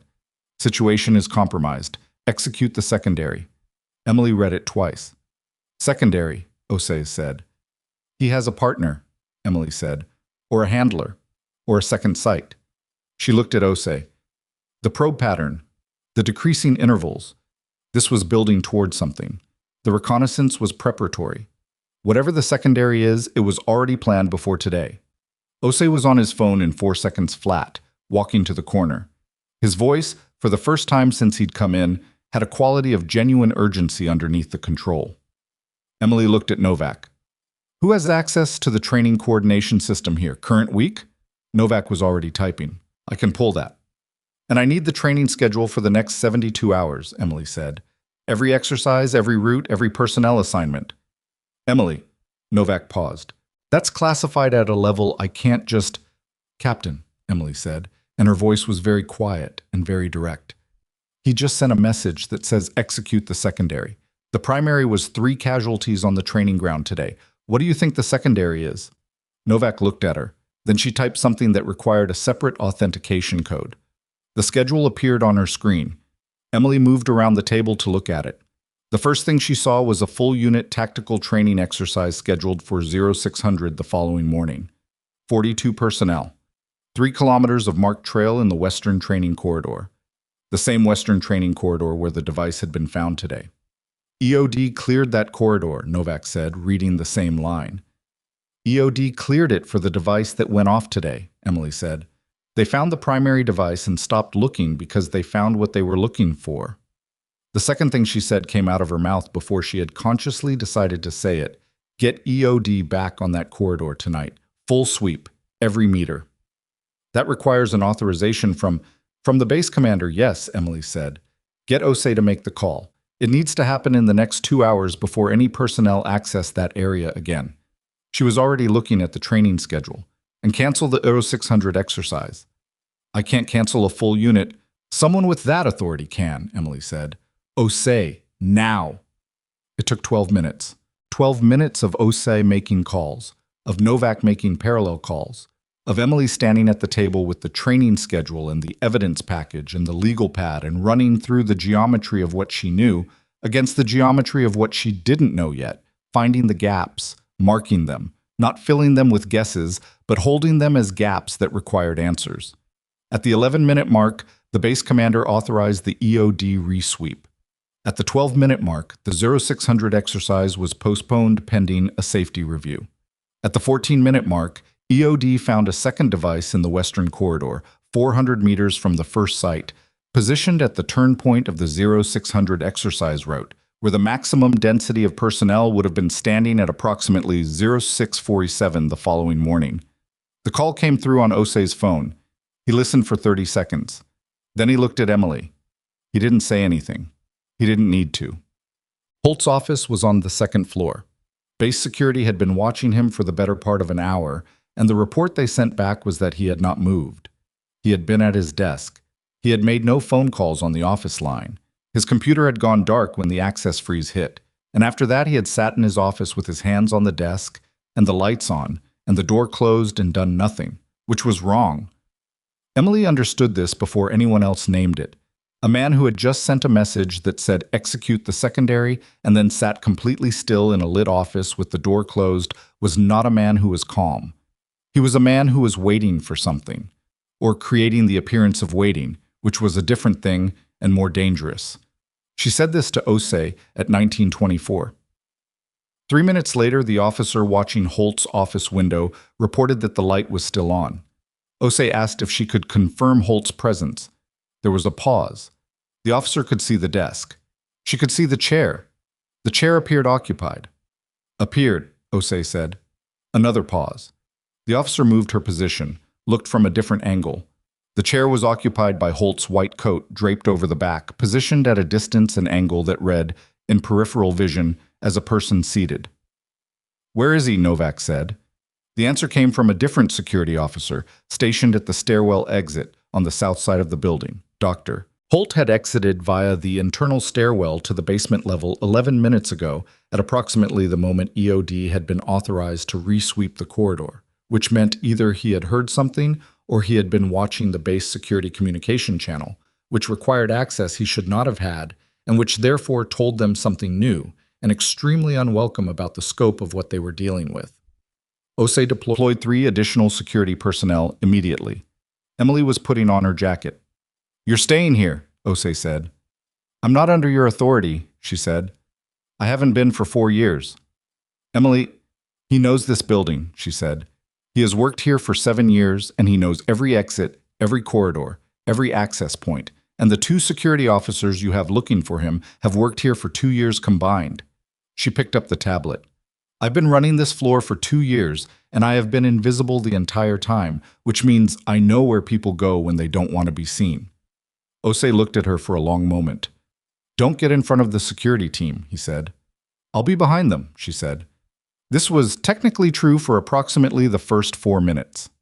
The basement level at Halverson was not a dramatic space. It was utilitarian, maintenance corridors, the physical plant for the HVAC systems, storage for equipment too large for the clinical floors and too important to discard. Emily had been down here 6 times in 2 years, all of them for legitimate reasons, 2 of them late enough in the shift that she had been essentially alone. She knew where the service elevator was. She knew where the main corridor split into 2 branches. She knew that the east branch dead-ended at the loading dock, and the west branch had a connecting tunnel to the parking structure that was theoretically locked, but had a door seal that had been reported as faulty 4 months ago and had not yet been repaired because she had seen the maintenance request in the facility management system when she had been looking for something else and had noted it the way she noted everything, without knowing when the information would be useful. She went west. The security officer ahead of her, a young woman named Castillo, who moved fast and had clearly had better training than Emily had expected, went east toward the loading dock because that was the obvious exit. Emily went west alone, which was not what she had told Ose she would do, but she had told him she would be behind the security team, and Castillo was now ahead of her going in the wrong direction, so the statement was accurate in a technical sense that she didn't have time to feel good about. The tunnel connecting the basement to the parking structure was 60 feet long, low-ceilinged, lit by fluorescent tubes that buzzed at a frequency that had always bothered her in a way she couldn't name. 2 of the tubes were out. The far end of the tunnel had the faulty door, which should have been identifiable by the emergency release bar across its middle. She could see, from 30 feet away, that the door was open. Not ajar. Open, pushed outward, the seal broken, and the door hanging at an angle that meant someone had gone through it in the last few minutes, moving fast enough not to close it behind them. She stopped. She did not go through the door. She pulled out her phone and sent Ose a text with the location and 3 words: West Tunnel, parking structure. Then she stood in the tunnel and listened. The parking structure was 5 levels. At this hour, the lower 2 levels were dense with vehicles, and the upper 3 were sparser. The tunnel exited on level 1. From level 1, if you knew the structure, you could reach the vehicle exit ramp in under 2 minutes on foot, or you could go up. She thought about Holt, about the profile of someone who had been managing information and access and documentation for years, who had constructed a cover within a cover and operated inside it long enough that nobody had looked twice. That person did not panic. That person had contingencies, had decided in advance what the response to compromise looked like. Execute the secondary. The secondary device had been in the corridor. EOD had it. That exit was closed, but the message had gone somewhere before the access freeze, to a name they didn't recognize, which meant whoever received that message had their own role, their own task, their own piece of whatever this was. And Holt's current movement, if she was reading it right, was not an escape. It was a meeting. She went up the stairwell to level 3. She was 3 steps from the level 3 door when she heard voices below her. The security team coming through the tunnel, Castillo's voice in the lead, which meant they had turned around and found the open door and were now coming through it approximately 90 seconds behind where they needed to be. She pushed through the level 3 door. The parking structure at level 3 was dim and relatively empty. A dozen vehicles, widely spaced, the kind of sparse pattern that meant the level had not filled today. The overhead lights were on their evening setting, lower wattage, with pools of shadow between the parked cars. She saw Holt immediately. He was standing between 2 vehicles at the far end of the level, and he was not alone. The person with him was someone Emily did not recognize, which told her nothing useful in the moment because there were a great many people she didn't recognize, but the body language between them told her things. The unfamiliar person was shorter than Holt by half a foot, wearing civilian clothes, and the energy of their interaction was not the energy of co-conspirators in agreement. It was the energy of 2 people who were not on the same page about what came next. There was an argument happening. Emily did not move forward. She was behind a concrete pillar at an angle that put her in shadow, and she stayed there and watched and listened as much as the distance allowed. She couldn't make out words. She could make out tone. Holt's body was tight, controlled, the posture of someone maintaining authority that was under stress. The shorter person was agitated, weight shifting, hands moving, the kinetic expression of someone who had received news they had not wanted and was not handling it cleanly. She pulled out her phone, typed to Ose. Level 3. North End. 2 individuals. Do not enter loudly. She waited. The argument continued for another 40 seconds. Then the shorter person made a movement, sharp, sudden, pulling something from a jacket pocket. And Emily's body made the calculation before her mind did, and she stepped out from behind the pillar. "Hey," she said. It was not tactical. It was not the kind of entrance that a trained security operative would have made. It was the entrance of someone who understood that the next 5 seconds were more important than the next 5 minutes, and that the goal right now was to interrupt a sequence, not complete one. Both figures turned. Holt's face, when he saw her, went through the same rapid reconfiguration it had gone through in the conference room doorway. Surprise, calculation, the landing on a response. But this time the landing took longer. This time the calculation was visibly harder. "Nurse Voss," he said. The shorter person had gone very still. The hand that had moved toward the jacket pocket had stopped. "Whatever's in your pocket," Emily said to the shorter person, looking at him directly and keeping her voice level, "you should take your hand away from it, because there are 3 security officers coming up the stairwell right now, and the difference between what happens to you next depends a great deal on what your hand is doing when they come through that door." The shorter person looked at Holt. Holt looked at Emily. "You've been a problem since you got here," he said. Not with anger, with the specific bitterness of someone who has understood, only in retrospect, the nature of the variable they failed to account for. "I've been a nurse," she said. "You just weren't paying attention." The stairwell door opened. Castillo came through first, weapon drawn, the 2 other officers behind her, and the situation on level 3 of the parking structure became a different kind of situation. Controlled, procedural, the kind that had forms and reports and chains of custody, and would continue to have consequences long after this specific moment was over. Holt did not resist. He put his hands out in front of him with the resigned precision of someone who had known, at some level, that this was a possible destination and had made a private peace with it before it arrived. The shorter person, whose name Emily would learn later, in a debrief she had not yet agreed to attend, did not resist either. The hand came out of the pocket empty, which was either a good sign or a sign that what it had been reaching for was somewhere else entirely. Emily stood against the pillar and watched Castillo work, which she did well, and did not offer comment or assistance, because her part in this particular moment was finished and she knew it. She looked at Holt. "The corpsman," she said. "Last February, the one you discharged too early." He looked at her, said nothing. His name is Petty Officer Darnell Watts, she said. He lost hearing in his left ear because you amended a document to cover an early discharge. His name is in the incident system under your revised assessment. She held his gaze. That's going to come out too. All of it. Holt's expression did not change, but something behind it did. Get her out of here, he said, to no one in particular. And what he meant was stop looking at me, and what actually happened was that nobody moved to do anything of the kind. Emily stepped back. She walked to the stairwell door and put her hand on the push bar and stopped. She turned back because there was one more thing she needed to say. Not for him. She was done talking to him, had been done the moment Castillo put her hands on his wrists. But for herself. Because there were things that deserved to be said aloud in the moment they were true. You told me once that my job was to execute instructions, not interpret them, she said, in front of 4 people. You said that. She looked at him one more time, clearly, the way she hadn't been able to look at him for 2 years. You were wrong about that. And you were wrong about every version of that. The thing you couldn't see when you looked at me. That's what kept your patient alive. And that's what found your second device. She pushed the door. Have a good evening, Dr. Holt. She went down the stairs. She came out on the ground level and walked back through the faulty tunnel door and through the basement corridor and into the service elevator and rode it up to the administrative floor where Osei and Novak were waiting. And she came into the conference room and sat down at the table and put her hands flat on the surface in front of her, the way Osei sometimes did, because she needed something solid under her palms, and the table was what was available. Osei came in a minute behind her. Castillo has them both, he said. She's doing the intake now. The shorter individual is not military. His ID is civilian. He works for a private defense contractor with 3 current federal contracts. He paused. One of which is for ordnance testing.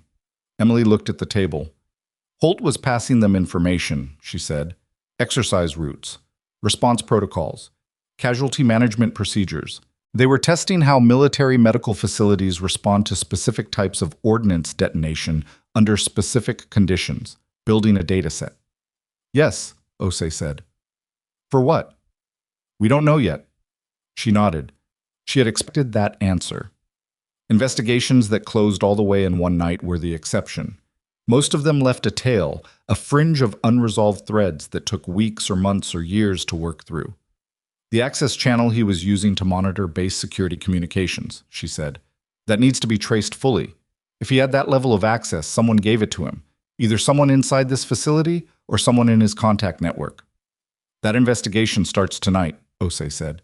We're pulling everything. She nodded again. There was a silence between them that was not uncomfortable. It was the silence of 2 people who have been through something and have come out the other side and have not yet decided what to do with that. Petty Officer Watts, Emily said. The February case. The documented incident. We'll pull it, Osei said. Whatever Holt altered, forensic document review can reconstruct. If your contemporaneous account matches what they reconstruct, it goes into his record and into whatever action comes from tonight. I want it on record that I flagged it and was overridden, she said. Not because I need the credit, because Watts deserves someone to have been right when he needed someone to be right. I'll make sure of it, Osei said. She stood up. Where are you going? He asked. I have a shift tomorrow at 0600, she said. I'd like to sleep before it. He looked at her for a moment. Emily, the conversation we're going to need to have, not tonight, she said. No, he agreed, not tonight. She picked up her jacket and walked to the door and stopped because she had just remembered something. The thing she had been not saying since the conference room. The details she had been holding back until she was sure. The contractor, she said without turning around. The one Castillo just took in.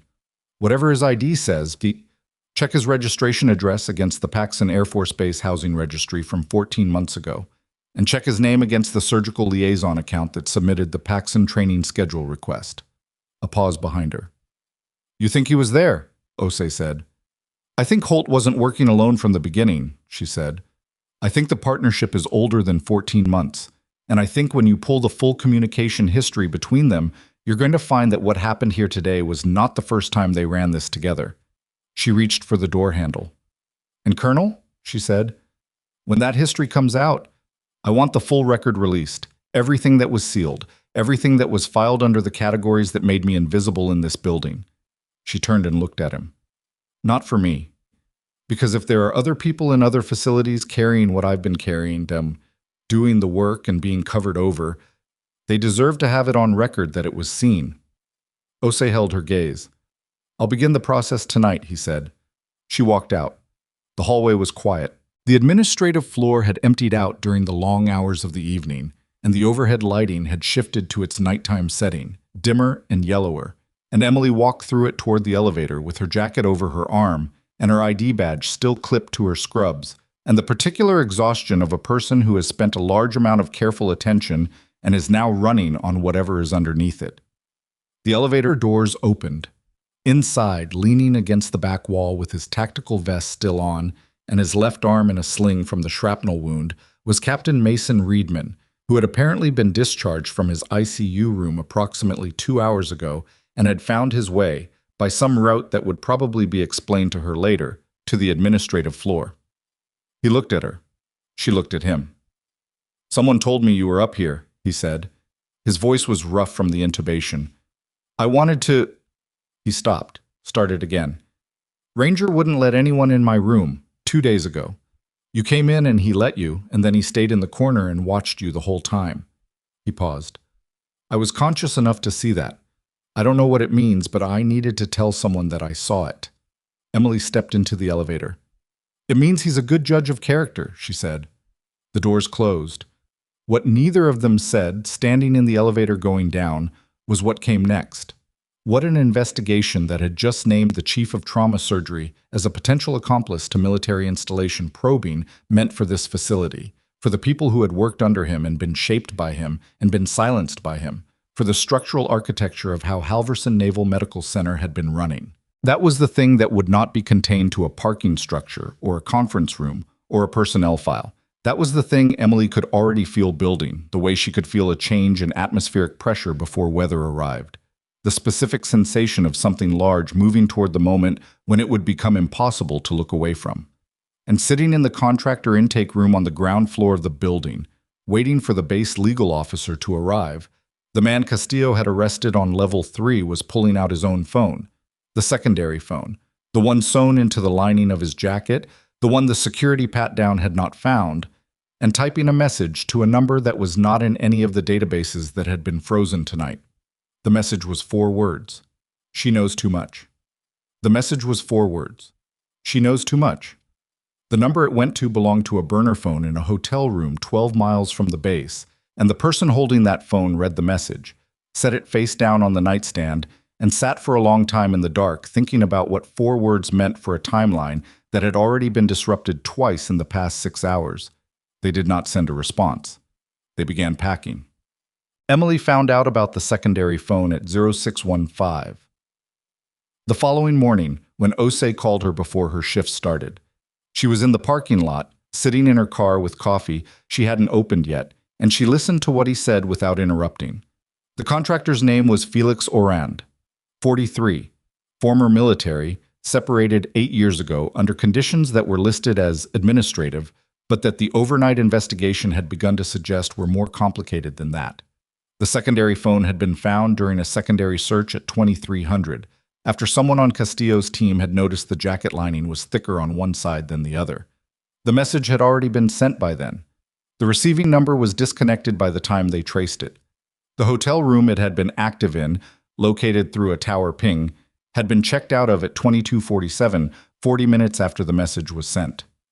We have the room, Osei said. Forensics is there now. We'll get something.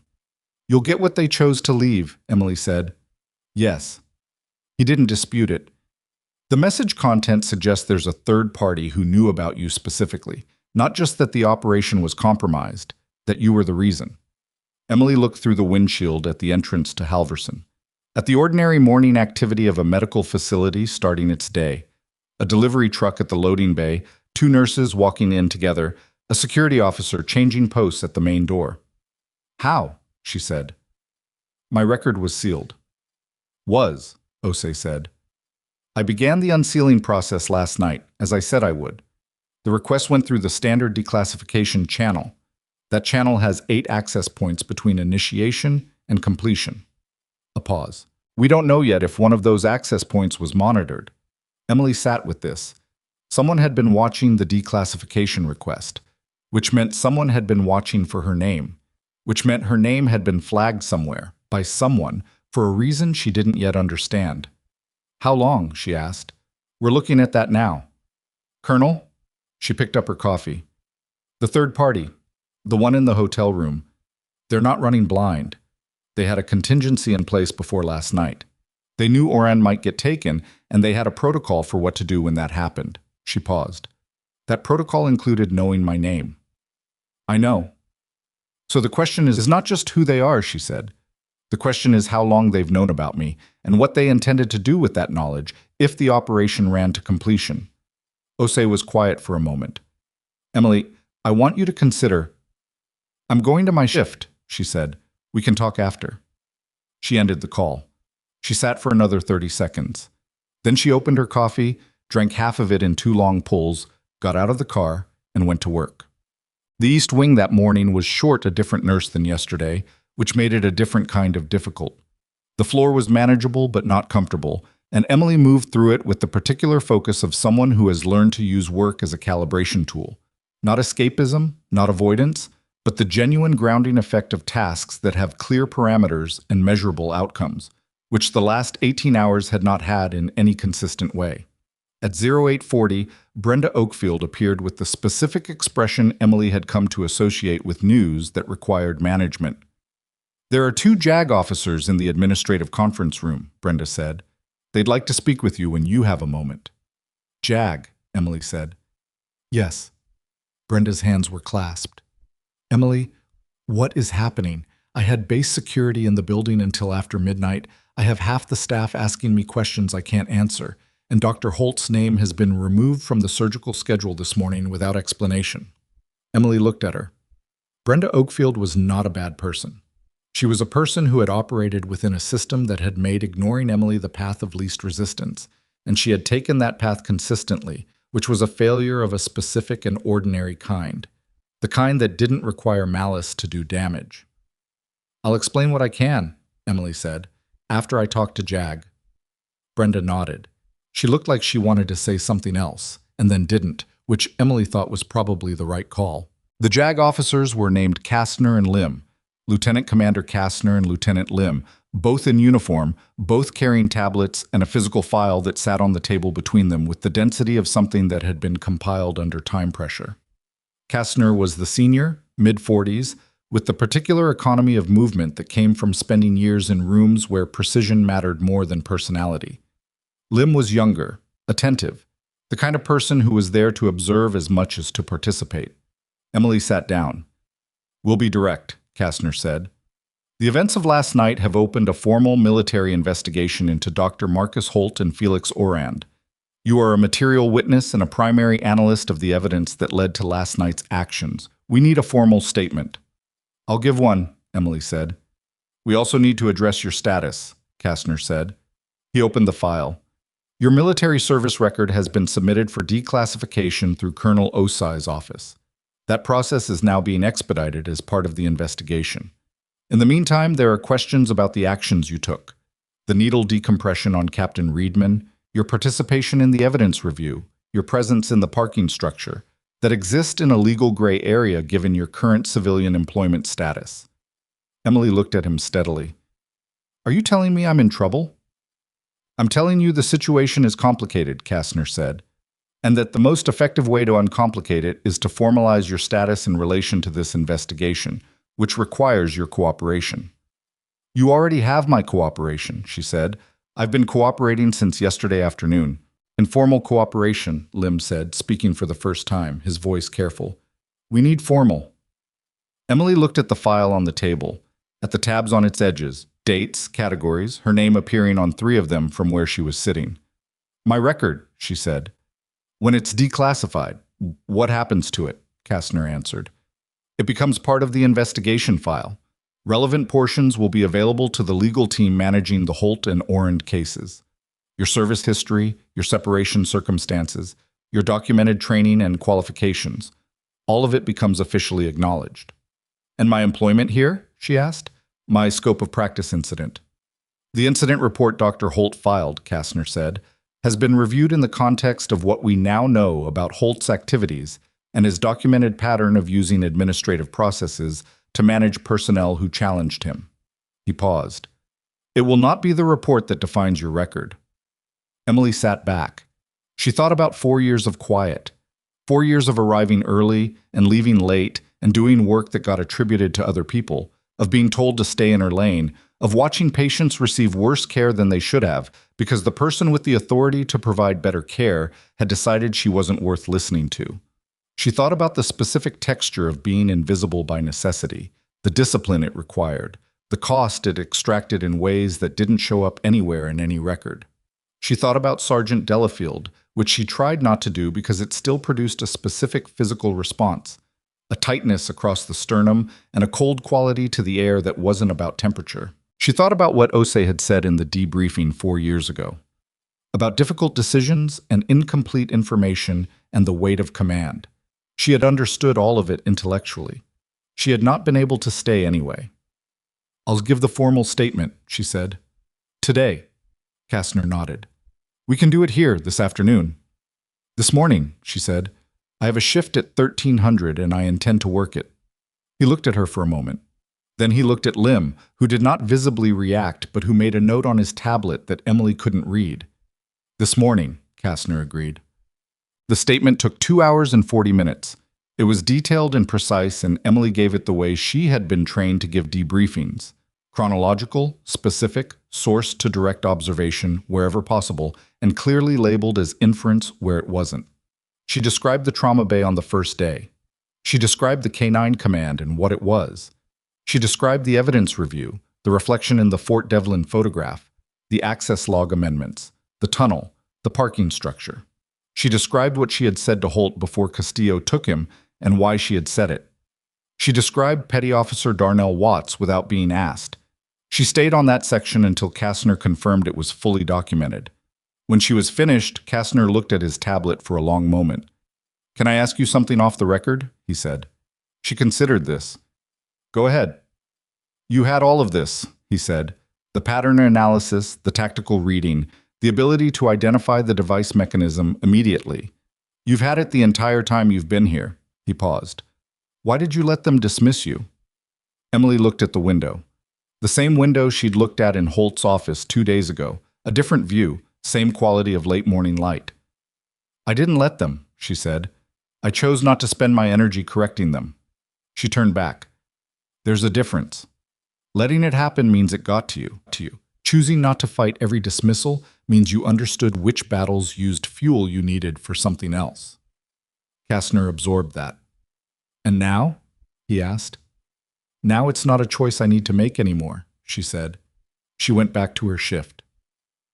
The declassification of Emily Voss's military record was completed at 16:18 on a Thursday afternoon, 2 days after the parking structure, and the document that was produced was 43 pages that covered 8 years of service she had not talked about to anyone in this building. Army Combat Medic, Special Operations Evacuation Support, 3 overseas deployments, a commendation for actions under fire in a forward operating environment in year 4 of her service, a secondary commendation in year 6. The record of a specialized K9 medical liaison certification that had been issued to a total of 11 personnel across the entire U.S. Army during the period she held it. The record of a mission in year 8 that had resulted in the death of a teammate and her own medical evacuation and her subsequent separation under the sealed category that had made her, for the past 4 years, officially nobody. The record also contained a notation that had been added to it 18 months ago by a Colonel Raymond Voss, which read, "Separation circumstances under review. Recommendation for record restoration pending officer discretion," which meant he had started the process 18 months ago and had not told her, which she understood.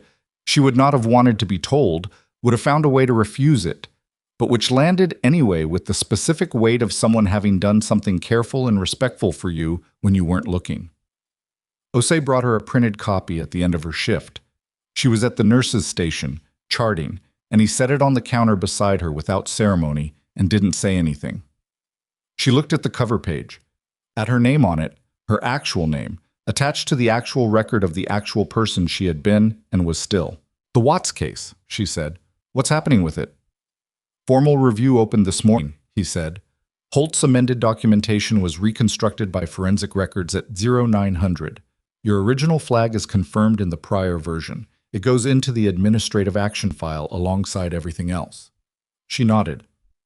Watts has been contacted, Osei said. He'll be informed that his case is being reviewed and that the initial discharge decision is under scrutiny. Good, she said. She went back to her chart. He stood there for a moment. Are you going to read it? She knew he meant the declassification. Tonight, she said. At home. He nodded. He started to leave. Colonel? She didn't look up from the chart. The third party. The hotel room. Where are you on that? Forensics got prints and a partial biological sample from the room, he said. We're running them. The burner phone tower data put the device at 4 different locations over the past 3 weeks, all within a 40-mile radius of Halverson. He paused. Orand is cooperating this morning. He started talking at 0730. She looked up. He says the third party recruited him, Osei said. 3 years ago. Holt was brought in separately 2 years ago. They were run independently. Orand didn't know Holt's identity until 6 months in. His voice was careful. Orand says the third party's name is a number, a designator. He's never met them face to face. What was the end goal? Emily asked. The data they were collecting, where was it going? We don't have a complete answer yet, he said.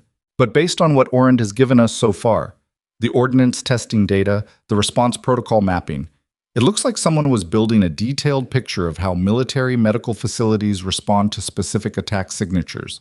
Not to sell it, to anticipate it. Emily sat with this. Anticipate a response, she said, meaning they were planning something that would produce that response. And they wanted to know in advance how long they had before the facility was operational. That's the working theory, Osei said, which is why we're treating the third party as an ongoing threat rather than a closed arm of this case. How can I help with that? She said. He looked at her for a moment. That's a conversation for when you've had some sleep. Colonel, Emily. His voice was not commanding. It was the voice of someone who had known her a long time and understood her specific refusal to stop, and was choosing to name it instead of work around it. It's 1900. You've been in this building for 13 hours. Go home. Read your record. Come back tomorrow. She looked at him. The work will still be here, he said. She closed the chart. She picked up the 43-page file. She went home. The formal proceedings against Marcus Holt began on a Tuesday morning 3 weeks later in a military judicial context that was not a public courtroom, but that produced documents that were, once Osei's team completed the declassification of what was relevant, available to anyone who requested them through the proper channels. The charges were significant: unauthorized access to restricted tactical systems, falsification of military medical records, complicity in the placement of 2 improvised explosive devices on a federally administered military installation. The Watts documentation added a separate administrative charge of intentional record amendment to conceal patient care failure, which was the charge that Emily had been most specific about and most insistent on. Holt did not fight the proceedings with the confidence of a man who believed he could win. He fought them with the posture of someone who had looked at the evidence assembled against him and understood what looking at it meant. His legal representation was competent, and his demeanor throughout was controlled, but the control had a different quality than the control Emily had watched him exercise for 2 years in the trauma bay. That had been the control of someone who believed in the authority of their own position. This was the control of someone managing a position that was collapsing. Emily was not in the room for the proceedings. She was on the East Wing, doing her shift. She had been asked if she wanted to attend. She had said no. She had said what she needed to say in her formal statement, and she had documented what needed to be documented, and attending the proceedings would not add anything to Holt's accountability and would cost her 8 hours of work she chose to do instead. At 11:30, Kastner texted her 2 words, "Findings issued." She read it between patients and put her phone back in her pocket. The findings were a matter of record now. Holt's privileges at Halverson were revoked permanently. His military medical credentials were suspended pending the outcome of the full proceedings. The falsified Watts documentation had been formally corrected in the Federal Medical Record System, with a notation indicating the original assessment had been amended without clinical basis, and a second notation indicating that a prior clinical flag by nursing staff had been overridden contrary to standard protocol. Darnell Watts, Petty Officer Second Class, had been contacted by JAG Legal Services and informed that his case was being reviewed, that the discharge decision that had put him back on active duty without adequate follow-up care was under scrutiny, and that he was entitled to a full medical reevaluation at federal expense. Emily didn't know if Watts would find any of that adequate. She suspected adequate wasn't the word for what you found when someone told you that the hearing in your left ear that was gone, partly because a man had decided a piece of paper was more important than your recovery. But she thought it mattered that the paper now said something true. She thought truth in the record was not nothing, even when it arrived late. Felix Oren's cooperation had moved the third-party investigation forward in ways that were not yet public, and that Emily knew about only an outline, enough to understand that what Holt and Oren had been part of was larger than two people and more complex than any single installation, and that the person who had packed up a hotel room 40 minutes after receiving a 4-word message was still somewhere, still active, still watching something. That case was ongoing. Emily had been formally asked to consult on it, in writing, in a document that laid out the terms with more care than she had expected. The request had come from OC's office, but also from a level above OC's office, which she noted without letting it change anything about how she evaluated the request. She had not answered yet. She was thinking about it. The night she finally read the 43 pages was a Wednesday, 3.5 weeks after the parking structure, and she sat at her kitchen table with the file open and a cup of tea she had made and forgotten about, and read through her own history in the way you read something both familiar and foreign, knowing the events, not recognizing the official language around them, finding the gap between what happened and what the record captured, and understanding that the gap was not falsification, it was just the nature of records. They could not hold everything. They were not built to. The mission in year 8 was half a page. She had been there for 9 hours. The record was half a page. She read it twice and then turned to the next page, not because the half page was insufficient. She understood why it was what it was, but because sitting with it longer than twice through was not something she was able to do at a kitchen table with cold tea, and she had learned over 4 years that the difference between processing and punishing yourself was partly about duration. Sergeant Delafield's name was in the record. She had known it would be. She sat with his name for a moment, which was different from sitting with the half page, and then she turned the page. The final section of the declassified record was the OSE notation from 18 months ago. She read it 3 times. Separation circumstance under review. Recommendation for record restoration pending officer discretion.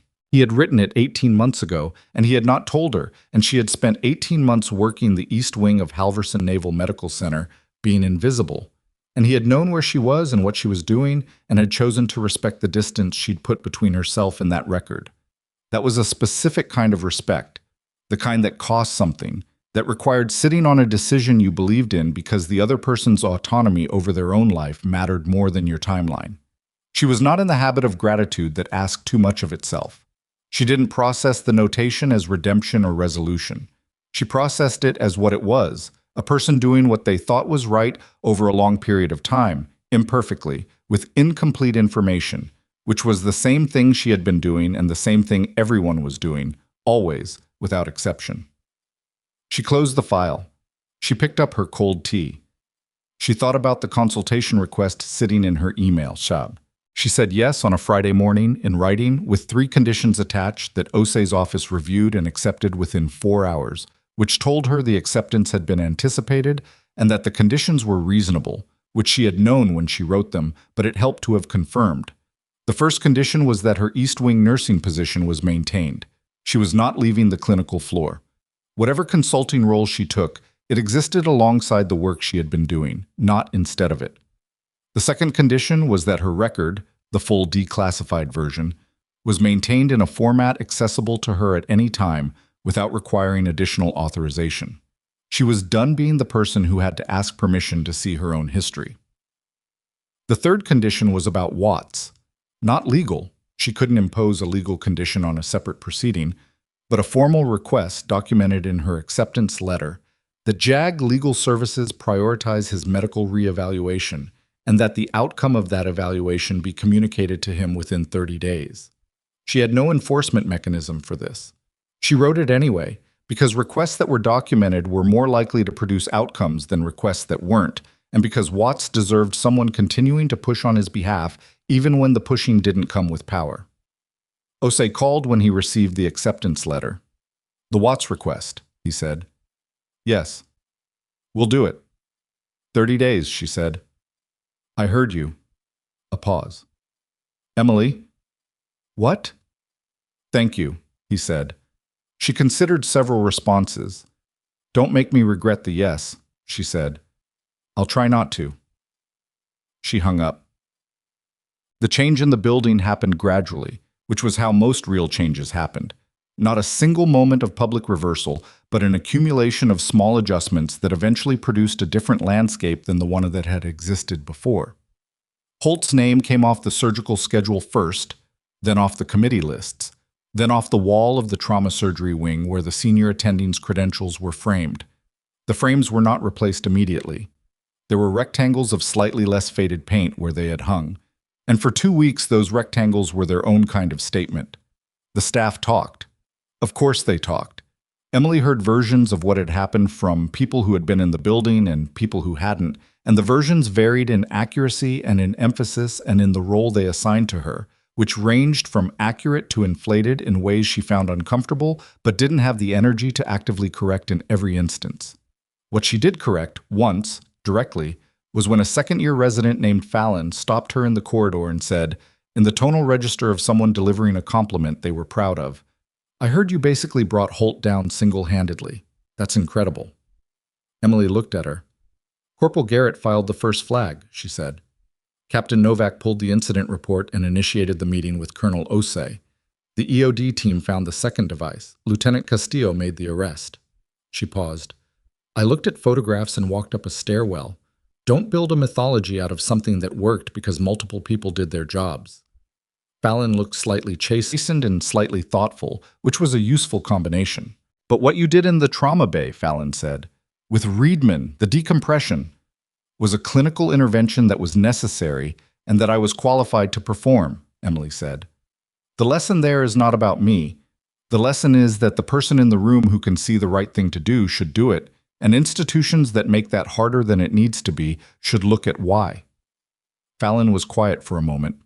Then, "Were you scared? Scared when Holt pushed back?" Emily thought about this. She gave it a real moment rather than a reflexive answer. "Yes," she said. "I was scared of the consequences. I was scared that being right would cost me the position I'd built, which was the only version of adjacent to this work that I had." She looked at Fallon. "But I was more scared of what happened if I wasn't right, and he died anyway because I said nothing." Fallon nodded slowly. "That's the calculation," Emily said. "It's not courage in any clean sense. It's just arithmetic about which outcome you can live with." Mason Reedman came back to Halverson for a follow-up appointment 6 weeks after his surgery, and he stopped by the East Wing afterward, which required a specific navigational choice because the East Wing was not on the way to anywhere the surgical follow-up clinic connected to. He was moving well. The aortic repair had held. The chest tube site was healed. He walked with the slight deliberateness of someone who was still recalibrating where his limits were after a significant injury, which she recognized and didn't comment on. "Ranger is being assigned to a new handler," he said. "Garrett requested a transfer to a different unit." "I heard," she said. "Before the transfer is finalized, I was wondering if you'd—" He stopped. "He's been difficult since the night of the incident. The new handler is having trouble getting him settled." Emily looked at him. "You want me to come see him?" she said. "I think it would help," he said. "I know it's not— I don't know what you're allowed to, or what your schedule—" "Tomorrow morning," she said. "Before my shift." Reedman nodded. Something in his face relaxed in the way faces relaxed when they'd been holding a request they weren't sure would be received. "Captain," she said as he turned to go. He turned back. "The training ground investigation," she said. "The third party. The ongoing case. Has anyone in your unit been briefed?" "This week," he said. His voice was careful. "Yes." "Then you know it's not closed." "I know." He looked at her steadily. "I also know who's consulting on it now." She held his gaze. "Be careful," he said. Not as a warning. as the statement of a person who understood something about the territory ahead and wanted her to know they understood it. "I know how to be careful," she said. "I know you do." A small pause. "That's not what I meant." She looked at him for a moment longer. "Go do your PT," she said. He almost smiled. He left. Ranger was in the handler facility at the western edge of the base, in a kenneling space that had a run long enough for a working dog to move properly and a covered area for weather. He was lying at the back of the covered section when Emily came in, and he heard her before he saw her. His head came up, ears forward, the specific quality of alertness that distinguished recognition from reaction. He was on his feet before she reached the gate. She came through and crouched down, and he put his head against her sternum, which was not a trained behavior. It was just the thing he did. She put her hand on the side of his neck. "You're okay," she said quietly. "You did your job. You did everything right." His breathing slowed. She stayed there for a while, crouched in the morning light with a 90-pound dog leaning into her, and she thought about the things that training could produce and the things it couldn't. The competence, the precision, the capacity to perform under pressure, and the things that existed underneath all of it that were not trainable, that were just the original fact of a living creature and its willingness to extend itself toward another one. She thought about Delafield. She let herself think about him fully, which she didn't always do, and the grief of it was real and not clean and also not bottomless, which she had learned over 4 years was how grief actually worked. Not a thing you got over, but a thing you got alongside, that walked with you and had weight but did not determine the direction. She thought about the 43 pages, about half a page for 9 hours. She thought about the consultation letter with the 3 conditions, and the 4th condition she had not written down but had made privately, sitting at the kitchen table with cold tea, that she would do this work honestly and fully and without the kind of self-protective distance she had been keeping for 4 years, because the distance had cost her things, and she was done calculating its value. She stood up. Ranger looked at her. "The new handler's name is Morales," she said. "She's good. She just needs time." She looked at him steadily. "You know what time does." His tail moved once. She let herself out of the kennel and walked back toward the main building in the early morning light, and what she felt, which she would not have described as resolution, because resolution implied a kind of closure that real things rarely produced, was something closer to placement. The sense of being in the right place, doing the right work, with the right understanding of what you brought to it and what it cost and what it was worth.